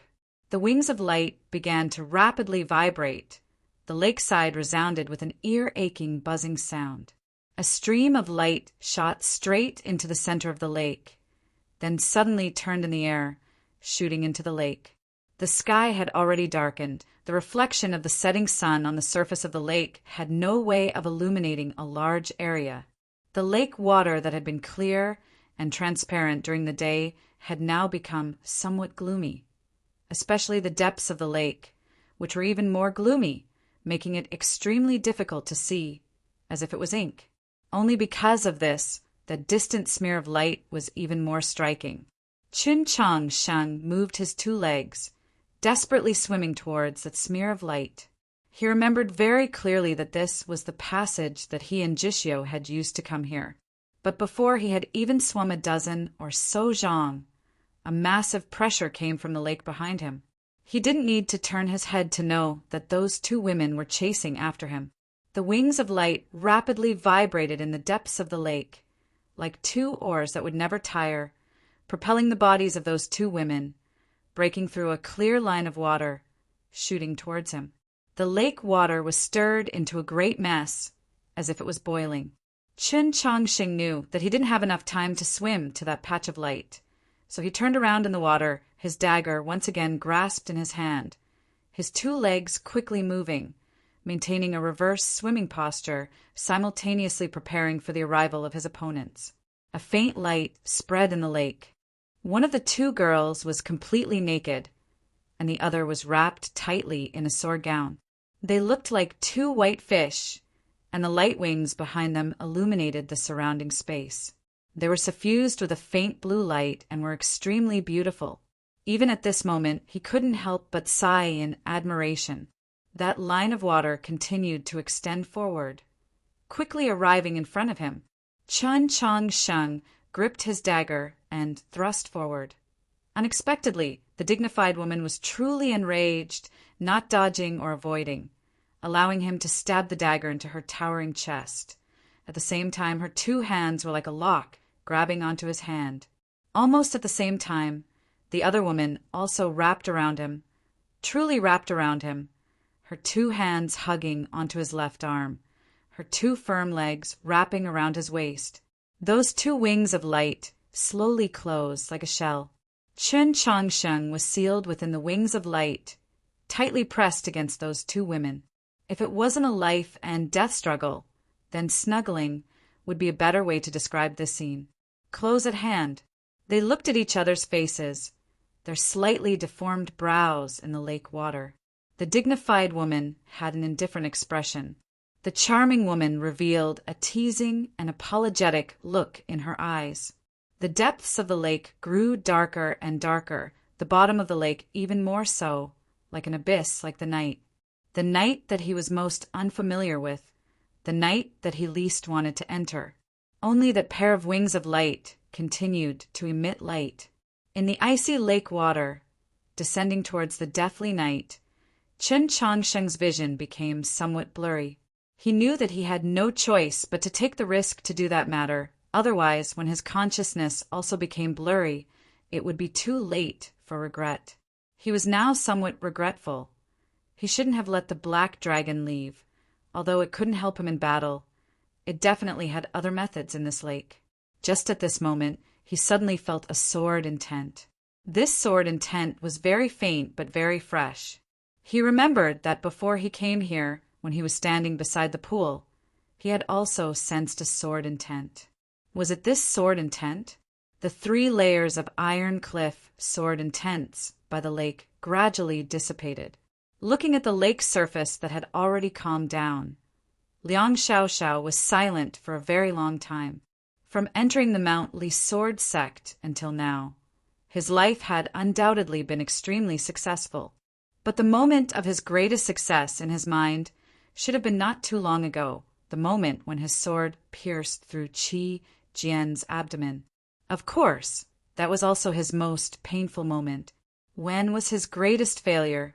He used to think that it was after ascending Mount Li, the moment he met eldest brother, because from that moment he knew that in this lifetime he would never be able to catch up to eldest brother. But now he no longer thought this way. The moment of his greatest failure in his life, perhaps, was every moment he met Chun Changsheng. Fortunately, that person was dead. Liang Xiaoxiao sheathed his sword, turned around, and walked towards the forest behind the lake. He silently thought, as long as I kill everyone that came to this side of the lake, then this trip to the garden of Zhou will be a success. The figure in the forest had already left for a very long time. His speed was very fast. It was truly an escape. However, compared to the vast garden of Zhou, the world on this side of the lake was very small. Where could he escape to? It didn't take long before he found that person. Zhuang Huanyu had never been known for his handsomeness or elegance. His reputation in the capital mostly came from his talent in cultivation. Amongst the students of the 6 Ivies, he had always been considered an extremely simple person, but he was still the pride of the Heavenly Tao Academy. Although his clothes were simple, they were very clean, and there was no place where he would be lacking in manners. At this moment, he was in a very sorry state. His clothes were riddled with holes from tree branches, his face was covered in grass, and he had even lost one of his shoes. Moreover, he was also very lacking in manners. The questions in the book review section are still being collected. Tonight, I'll find some time to answer a portion of everyone's questions on WeChat. Also, this month's promise of 150,000 characters is only 6,000 short. Very good. I'll definitely be able to complete it by tomorrow. If everyone still has a monthly ticket, please vote for Heaven's Chosen Diary. Thank you, everyone. Chapter 271. Zhuang Huanyu had seen the cloud-piercing arrow and recognized it, so he had rushed to the lakeshore and witnessed the long-planned assassination of the demons. Yet from start to finish he had not appeared, nor had he attacked. At the very beginning, he truly had no time to attack. And when Liang Xiaoxiao's sword first injured Zhixiu, then heavily injured Qi Jian, he did not dare to attack. But at that time he still had some courage, because the strongest demon general couple had left. Chen Chongsheng had been able to endure for so long because he wanted to give him courage. Liang Xiaoxiao had never used his full strength in this battle because he was wary of him. From a certain point of view, he had been useful. The problem was he had never been able to gather enough courage to charge to the lakeshore, and when Chen Chongsheng could no longer endure, all his courage disappeared in an instant. He turned and left, beginning to run. This was really very rude. I've seen the 3rd monolith in the Mausoleum of Books. I've already broken through. Zhuang Huanyu held the sword of the Heavenly Tao Academy in his right hand and a magical artifact in his left. Looking at Liang Xiaoxiao blocking in front of him, he said with a pale face, "I'm also at Ethereal Opening. I'm not afraid of you."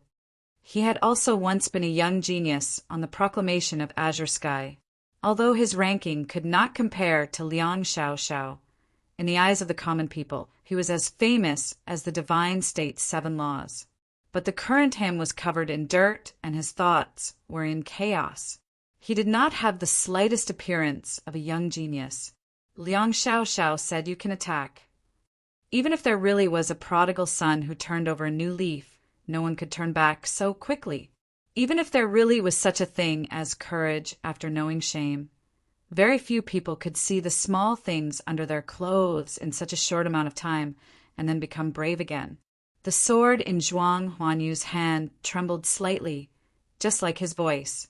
He could barely hold it, so how could he stab? "You know who my father is." Zhuang Huanyu lost his composure and yelled, "If you dare to kill me, you will also die." After saying this, he finally understood. The person in front of him had even dared to betray the demons, dared to even kill the last disciple of the Mount Li sect master. So how could he scare him? Thinking of this, he actually became inexplicably angry. Liang Xiaoxiao was expressionless as he thought to himself, "Then does anyone know who my father is?" Seeing that he did not respond, Zhuang Huanyu became even more uneasy. With a trembling voice, he said, "If you really want to force me, at worst, we'll just die together." After saying this, he did not raise his sword, but raised the magic tool in his left hand. Liang Xiaoxiao's eyes fell upon the magical treasure, and his expression slightly changed. He recognized that it was one of the 7 ultimate magical treasures of the Heavenly Tao Academy, the Jade Stone. This discovery surprised him. Since this person carried such a powerful tool with him, if he had cooperated with Chen Changsheng previously, it might have brought about some unexpected changes. I didn't expect Deputy Dean Zhuang to love your son so much. He actually disregarded the Academy's rules and secretly gave you such a precious magic tool. He looked at Zhuang Huanyu and said indifferently, if this matter were to spread, what do you think the result would be? Zhuang Huanyu calmed down a little and said, so what? Is there anything worse than death? Liang Xiaoxiao said, it seems that the clue to the sword pool was also found by Deputy Dean Zhuang. He did not tell Mao Qiuyu, did not report it to the Li Palace, and only secretly told you. What kind of crime is that? Most importantly, you did not go out to help Qin Changsheng. What kind of crime is that? I think, even if you leave the Garden of Zhou, I'm afraid that the result will be even worse than death. Zhuang Huanyu's face became even paler, and he did not know what to say. Liang Xiaoxiao turned his head to look at the already calm surface of the lake. After a moment of silence, he suddenly said, Qin Changsheng is already dead, Zhixiu and Qi Jian are definitely also dead. The only one who knows of this matter is you. Zhuang Huanyu faintly understood what he meant, but he did not believe it. Moreover, the other party's request had indeed completely surpassed his level of acceptance. You want me to be like you. His pale face became flushed, but it was unknown whether it was due to anger or some other reason, such as shame. Liang Xiaoxiao looked at him and calmly said, other than this, what other reason do I have to let you go? Zhuang Huanyu's breathing became heavy, but he still did not know the reason. Anger, shame, or nervousness. After a long time, he absent-mindedly asked, this just why? This question was asked to himself, and it was also asked to Liang Xiaoxiao. Qi Jian had asked this question. Qin Changsheng had asked this question, but Liang Xiaoxiao had never answered it. Now was no exception. He gazed at the last embers of the setting sun on the calm surface of the lake and thought to himself, how could there be so many whys in the world? At the edge of the Garden of Zhou were undulating mountains and fields, and then there were hills. 3 extremely majestic mountain ranges led to the vast and boundless grassland in the center. Sunset Valley was the longest and tallest of the 3. The cliffs were steep and smooth, as if they had been carved by a knife. There was only one path on the 3,000 Zhang mountain ridge, and it was extremely precipitous. The young girl dressed in white walked on this high and precipitous mountain path. On either side of her was the sky. She seemed to be walking in the sky. Her white clothes were like a slowly moving cloud. If she continued to walk forward, then there would be a moment when she would arrive at the very front of Sunset Valley, which was also the mountain peak that gave Sunset Valley its name. From there, she could see the setting sun on the grassland and could see the vast majority of the Garden of Zhou. But today, she would first encounter the zither-playing old man, as well as the indifferent young girl. She did not know that the old and the young were waiting for her. She continued to walk in the direction of the setting sun. The black dragon flew even higher, so it could see the girl walking on the mountain path, and it could also see the girl waiting at the end of the mountain path. Its methods had deviated from Qin Changsheng's original plan, but it was already impossible to change it. It decided to think of a way to warn the white-clothed girl. But just at this moment, within the mountain range of Sunset Valley that was enveloped by the glow of sunset, the sound of a zither suddenly resounded. This zither sound was abnormally clear and melodious, but it was also extremely distant. In an instant, it had traveled a distance of several dozen li. The white-clothed girl stopped and slightly tilted her head, as if she was listening. A hint of a smile appeared on her elegant, but not particularly beautiful face. She was not vigilant, but rather seemed to be appreciating it. The sound of the zither did not stop after it began. It gurgled like flowing water, continuously forming a song. It was a cheerful song, as if it was welcoming a guest that had come from afar, but also like a hunter celebrating tonight's harvest. If the harvest was extremely plentiful, People would light a large bonfire in the wilderness and hang the food over the fire to roast until the oil flowed, allowing the fragrance to cause the fierce beasts in the darkness to salivate. The black dragon subconsciously looked towards the vast grassland. It was very clear that in those weeds that were about as tall as a human, there were many fierce beasts hidden. Then it saw that the edge of the grassland was burning. It was the final radiance and heat of the setting sun, as if it was a bonfire. Although time passed slowly when it passed the critical point, it would often be so sudden. Without any mental preparation, the sun would completely sink below the horizon and night would officially come. The absence of the sun did not mean that there was no light. It was just that the sky and the earth were much dimmer. Just like that vast grassland that even the black dragon could not see its end had become a gloomy ocean. Looking at that grassland and ocean, the black dragon let out a faint sigh. The sigh contained a sense of satisfaction and nostalgia because it made it think of its home. Gloominess did not always represent cold. Although it was a black frost dragon, it also liked warmth. The deep blue seawater of its home, so close to ink, was warm.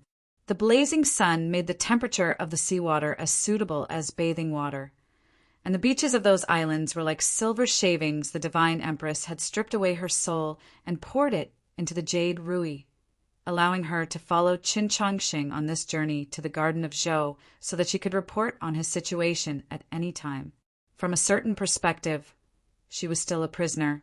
The place that imprisoned her had changed from the underground cavern of the imperial palace to a small Rui. The power that bound her was no longer those chains, but the shadow of death. She still had to face the depression in her heart and the psychological pressure of betrayal. No matter how she looked at it, this journey was not a good one. However, when she followed Qin Chongqing out of the capital, she realized that this was an extremely good thing.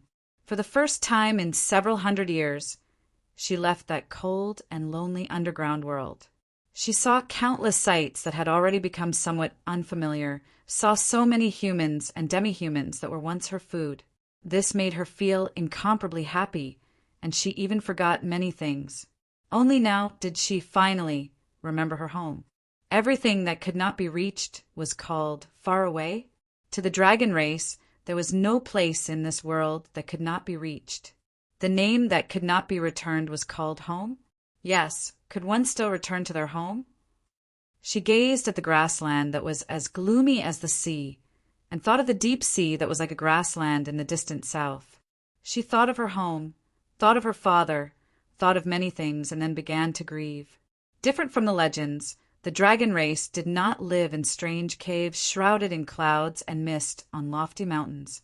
As the strongest and most intelligent life forms, how could they like that gloomy and damp environment? The dragon race liked coconut winds, silver beaches, blue seas, sunlight, and wind and palaces. From this point of view, there was not much difference between any life form that evolved to the highest level. It was unknown whether the demon race's unrelenting desire to invade South and exterminate all humans had anything to do with this. The dragon race lived in the depths of the southern sea, where the seawater was very warm.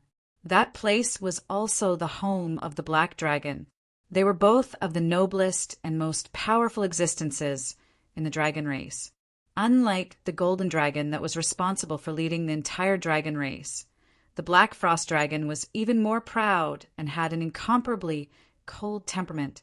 They liked to live in solitude and were never willing to interact with other companions. To put it simply, they were incomparably aloof.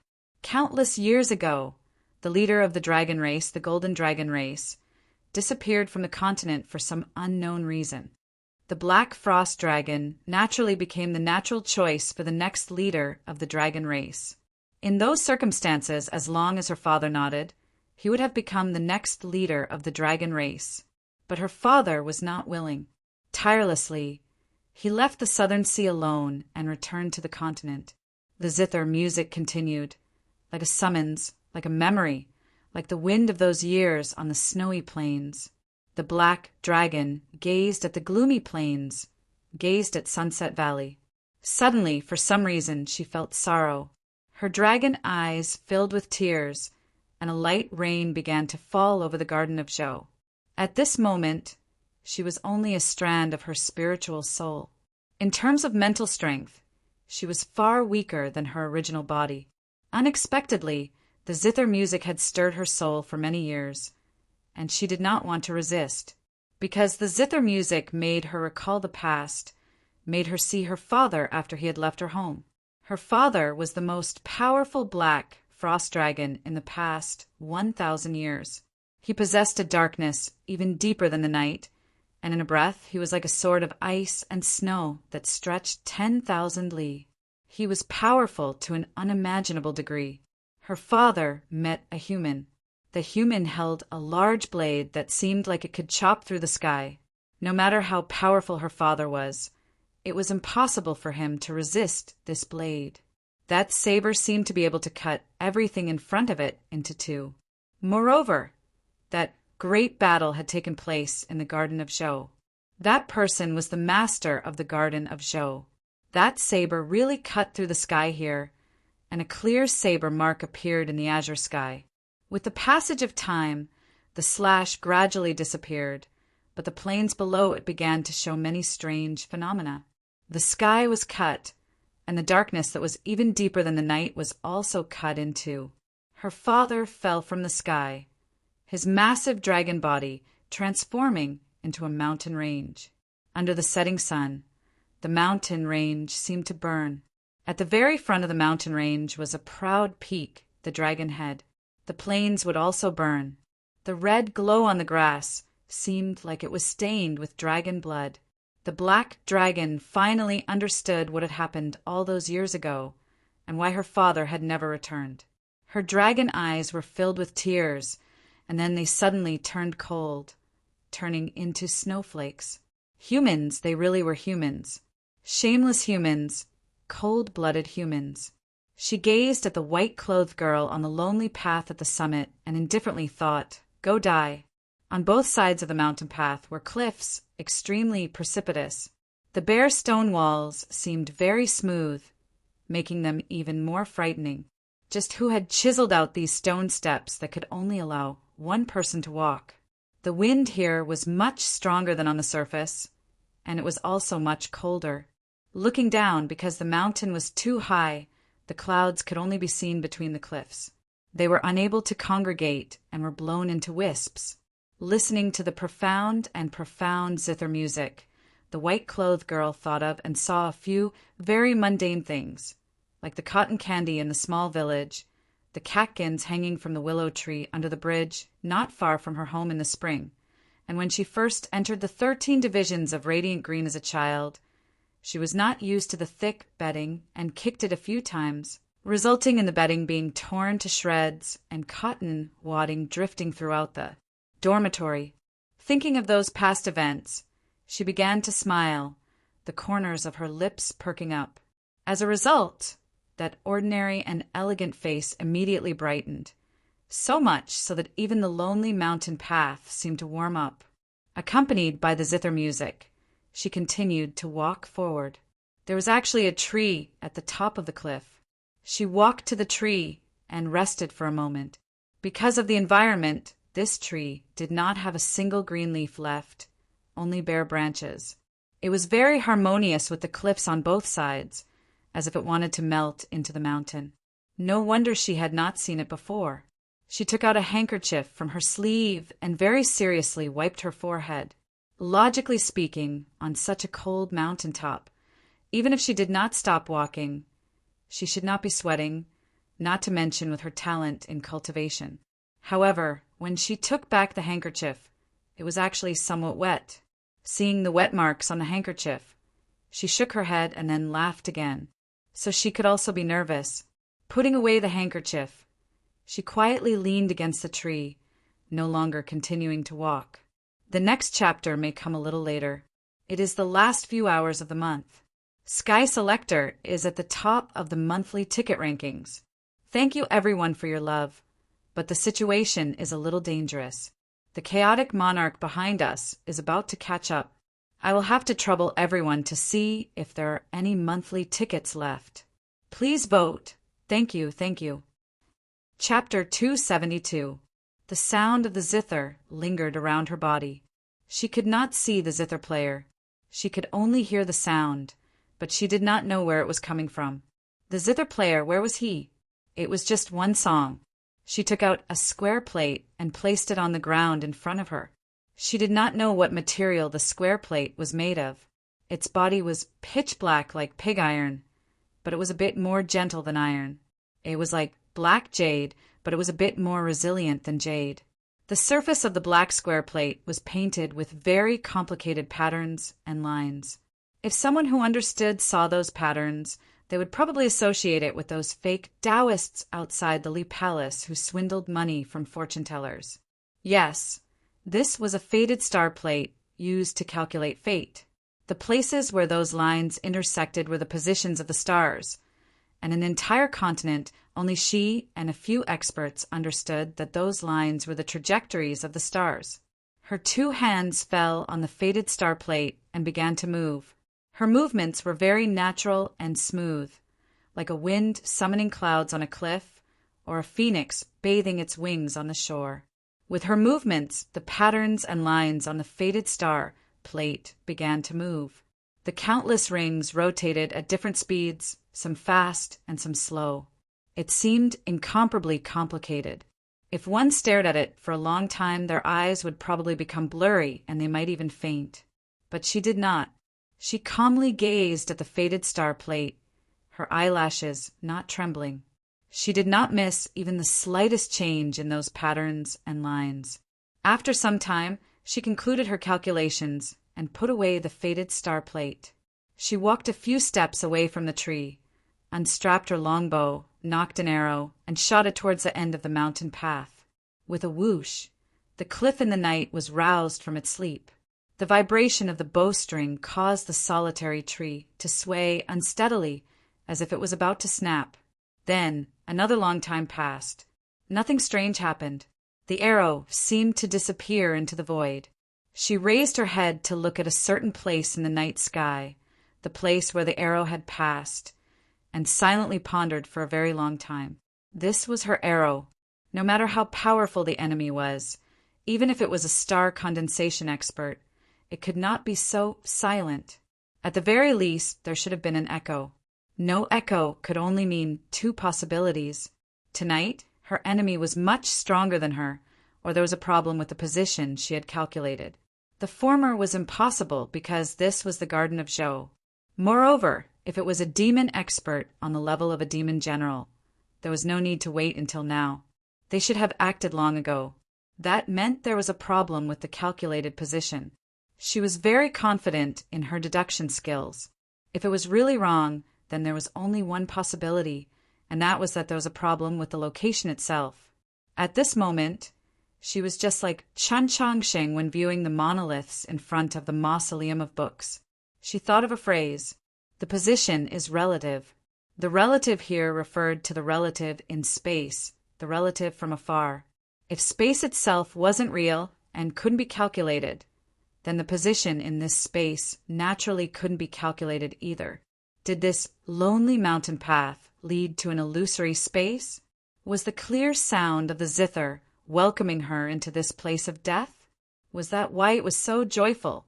She walked to the edge of the cliff with her hands behind her back. She looked at the grassland in the distance and began to think. If the black dragon could see this scene, he would definitely understand why the divine empress doted on this white-clothed girl so much. It was because her current appearance was very similar to the young divine empress, but the black dragon could not see it. In her eyes, after that white-clothed girl walked to that solitary tree, she never moved again. She did not take out her fated star plate to make a divination, nor did she draw her bow and shoot that arrow into the night sky. It was already night in the world of the Garden of Zhou, but it was also not possible to see a sky full of stars here.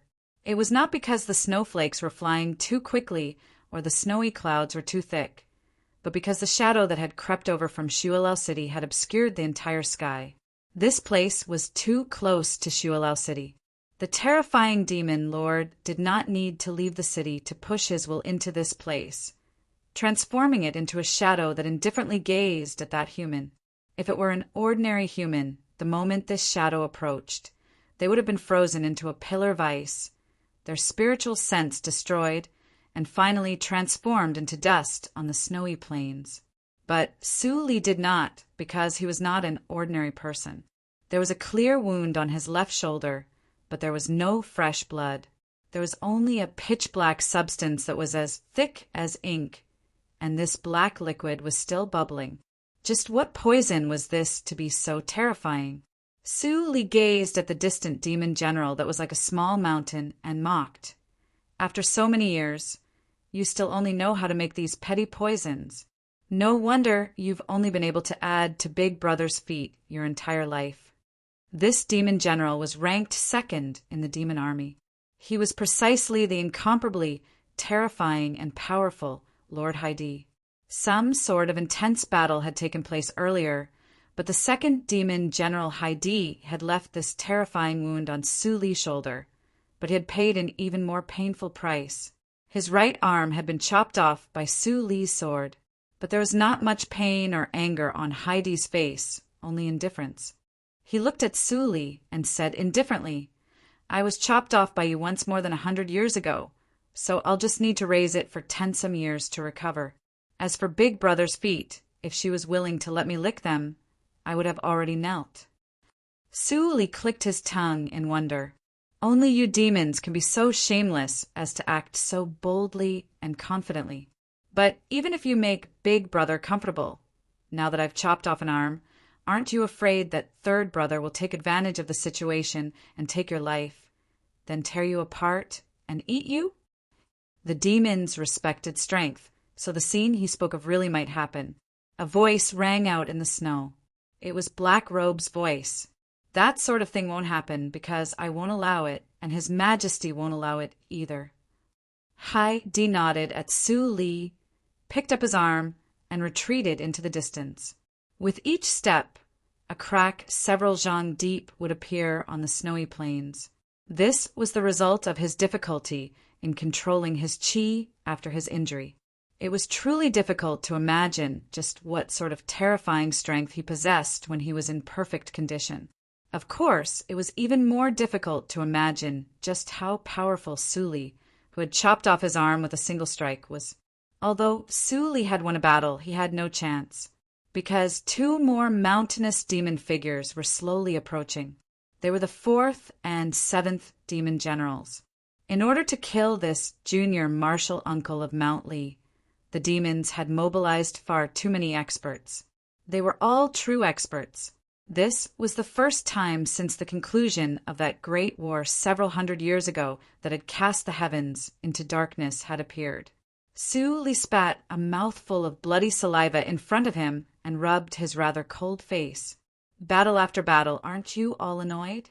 Can't you be a little more straightforward?" Black Robe began to laugh. Although his face was hidden by his hat, the smile in his eyes, which were like the deep sea, was so clear that the night could not hide it. He smiled at Su Li and said, "You're starting to panic." Su Li mocked. Only people who are truly panicking would panic and use this sort of psychological warfare. Black Robe calmly said, "Time slowly passes. You don't know how much longer your daughter can last. So how can you not panic?" Su Li was speechless at these words. From the very beginning, the corners of his lips had always perked up, even in his bloody battle with Haidi.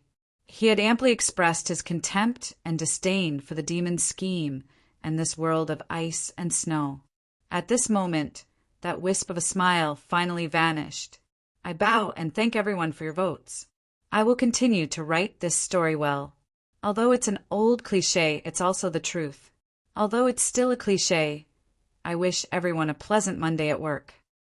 Chapter 273. Black Robe looked at him and said, his voice coming out of the hood like a gust of cold wind from the abyss, "Are you prepared to go crazy?" Su Li was silent for a while. Then a smile reappeared on his face. "What use is there in worrying? What use is there in going crazy? Right now, I have to think of a way to leave alive. As long as I live, she will definitely live. If I can't, then it won't be too late to go crazy at that time. Black Robe was calm and speechless. He was very clear that these words were not a threat, but a calm and objective statement of fact.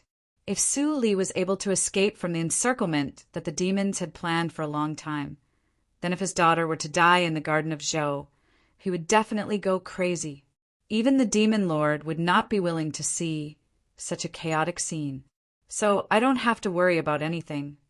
Su Li raised his eyes into the deep darkness and said, "As long as I don't die, which one of you dares to kill her?" Black Robe laughed. "Logically speaking, it really is so, but, I will occasionally do some unreasonable things." Su Li drew back his gaze and calmly looked at him.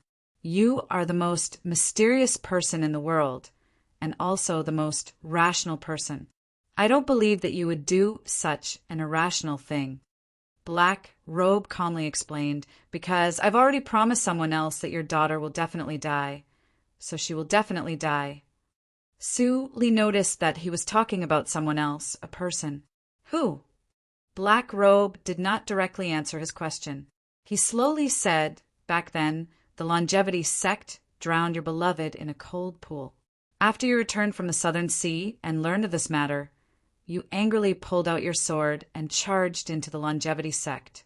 In a single night, you beheaded 17 elders of the longevity sect. Everyone knows about this matter, but whether it's the sect master of the Mount Li Sword sect, the Holy Maiden of the South, or the Pope, or even the Tian High Empress, none of them can say anything to you, because your anger is reasonable, and if you go crazy, they can't do anything to you. They can only treat it as if it never happened." Su Li thought of the events of the past. His expression did not change, but a hint of loneliness appeared on his face. Black Robe continued, "But have you ever thought that while these true experts did not say anything and purposely forgot about this matter, there are some very weak people who will not forget about this matter, who will always want to make their voices heard? The people you killed, they also have descendants, and those people are also loved by others." After a moment of silence, Su Li suddenly said, "There is no need for you to keep your promises, especially to a human." With these words, the temperature of the snowy plains suddenly dropped several degrees. This of cold signified that movement had stopped, and it signified that the sword was to sword. It also represented that in the situation where his daughter's life was in grave danger, Su Li had the thought of negotiating or even compromising. To the infamous junior marshal uncle of Mount Li, this sort of attitude signified a compromise, a very large concession. However, he was above. As a conspirator, I know better than anyone the importance of keeping promises, especially promises to humans. Of Su, and of Dragon, from a certain perspective, my promise is extremely precious because it will definitely be fulfilled. Moreover, it represents Shualel City's invitation to the entire world. Like black of Li, roof, of black. The snowflakes continued to fall, and the cold night returned to normal. The mountainous figure of the demon general slowly came to a stop on the outskirts. An extremely clear and sharp whistle of a sword came from the night sky. Su Li patted the sheath of his sword. With a light shake of his sleeve, the whistle of the sword came from the horizon. With a clang, the sword returned to its sheath, indescribably free and at ease. In the outskirts, a black figure slightly swayed, like a mountain that was about to collapse. But in the end, he managed to hold on. It was just that the spear of cold metal in his hand, with a crack, snapped in two. Su Li withdrew his sword from the night sky and conveniently broke the weapon of the 7th demon general. He was truly indescribably strong. But the demon general did not reveal any expression of panic, nor did he show any anger. He coldly said, "Su Li, you are dead today." Su Li looked at Black Robe and very seriously asked, "Am I really dead today?" Black Robe replied, "Yes, we calculated 37 times. You are dead without a doubt." Hearing this, Su Li fell silent for a very long time. He wanted to hear Black Robe's answer because he believed in Black Robe's answer. But this was not the answer he wanted to hear. Whether it was the human saint expert or the husband and wife of White Emperor City, whether they were willing or not, they had to admit one thing. After Wang Jitsu's disappearance, the person in the entire continent who was most skilled at planning and calculating was this demon military advisor who hid his body in Black Robe. The plans that Black Robe made rarely failed, and the plans that he personally participated in had never had any problems. Back then, Emperor Taizong had led countless experts and 1,000,000 cavalry on a northern expedition to the demon territory, but in the end he had returned without any success outside Xuelao City. This person was the greatest hero of the demon race. It had already been several hundred years since Black Robe had made a special plan to kill a human expert until now.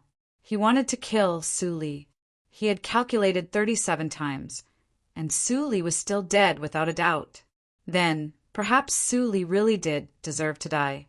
Su Li himself also thought this way, but he did not think that he would necessarily die. In order to kill me, you've done so many things. Just which one is real and which one is fake? Do you really want to kill those children in the Garden of Zhou, or do you want to use this matter to draw me out to kill them? If even you can't figure it out, perhaps I still have a chance. All of them are real, but they could also be fake. However, killing you is the most real thing. Just like what I said before, those young people are the future of humanity, and you are the present of humanity. I am a vulgar person who lives in the present, so the first thing I do is naturally to kill you. Black Robe calmly said, Tianhai, the Pope and the Holy Maiden, for the sake of humanity's future, have attempted to push for the confluence of the North and South. Why has it still not worked? Why has the South been able to hold out until now? The reason is not in the longevity sect, not in Scholatry Manor, but in Mount Lee's junior marshal uncle, Su Li. So, how can I not kill you? Su Li replied, If I die, the confluence of the North and South of humanity will not benefit you demons in the slightest. Black Robe shook his head and said, Not wanting to be swallowed up by the Zhou dynasty, this is the thought of many Southerners. You are only the sharpest and strongest sword of the Southerners. Even if this sword is broken, those Southerners will not change their minds. On the contrary, the one who will change their minds will be Tianhai. With that woman's ambition, if you no longer exist in this world, and those noble clans continue to attempt to resist the confluence of the North and South, then she will definitely lead her army south and bring the entire human territory under her rule. It's just that the confluence of the North and South will no longer rely on the general trend, but on the cavalry of the great Zhou. Su Li said nothing. This was a scene that was extremely likely to happen, and he could even clearly see it now. On that day, the human world will definitely be thrown into chaos. Tianhai will lead the army south, and His Majesty will lead the army south. South, south, unceasingly south, from the world of ice and snow to the warm land illuminated by the sun. That will be a journey strewn with corpses and blood. I don't know who will obtain the final victory, but this is the result that we want. Black Robe calmly looked at him and said, So, please go to the starry sky and reunite with your family. In a few years, when you look down on this world of desolation and death, please remember to give me a greeting. Standing at the edge of the cliff, she held her hands behind her back as she gazed at those silky strands of mist. The cold wind was like a knife, but it was unable to scrape away the exhaustion on the white-clothed girl's face. She had not slept or rested for 2 consecutive days, rushing about in the garden of Zhou to save people, and continuously using the extremely taxing sacred light technique. Even she should have felt tired. Exhaustion was not scary. What was scary was that hint of weariness in the depths of her heart. The sound of the zither, the solitary tree behind her, and the void realm that enveloped the mountain path all made her feel an enormous danger. Ever since she began cultivating the Tao as a child, ever since her bloodline had awakened, this was the greatest danger she had ever felt.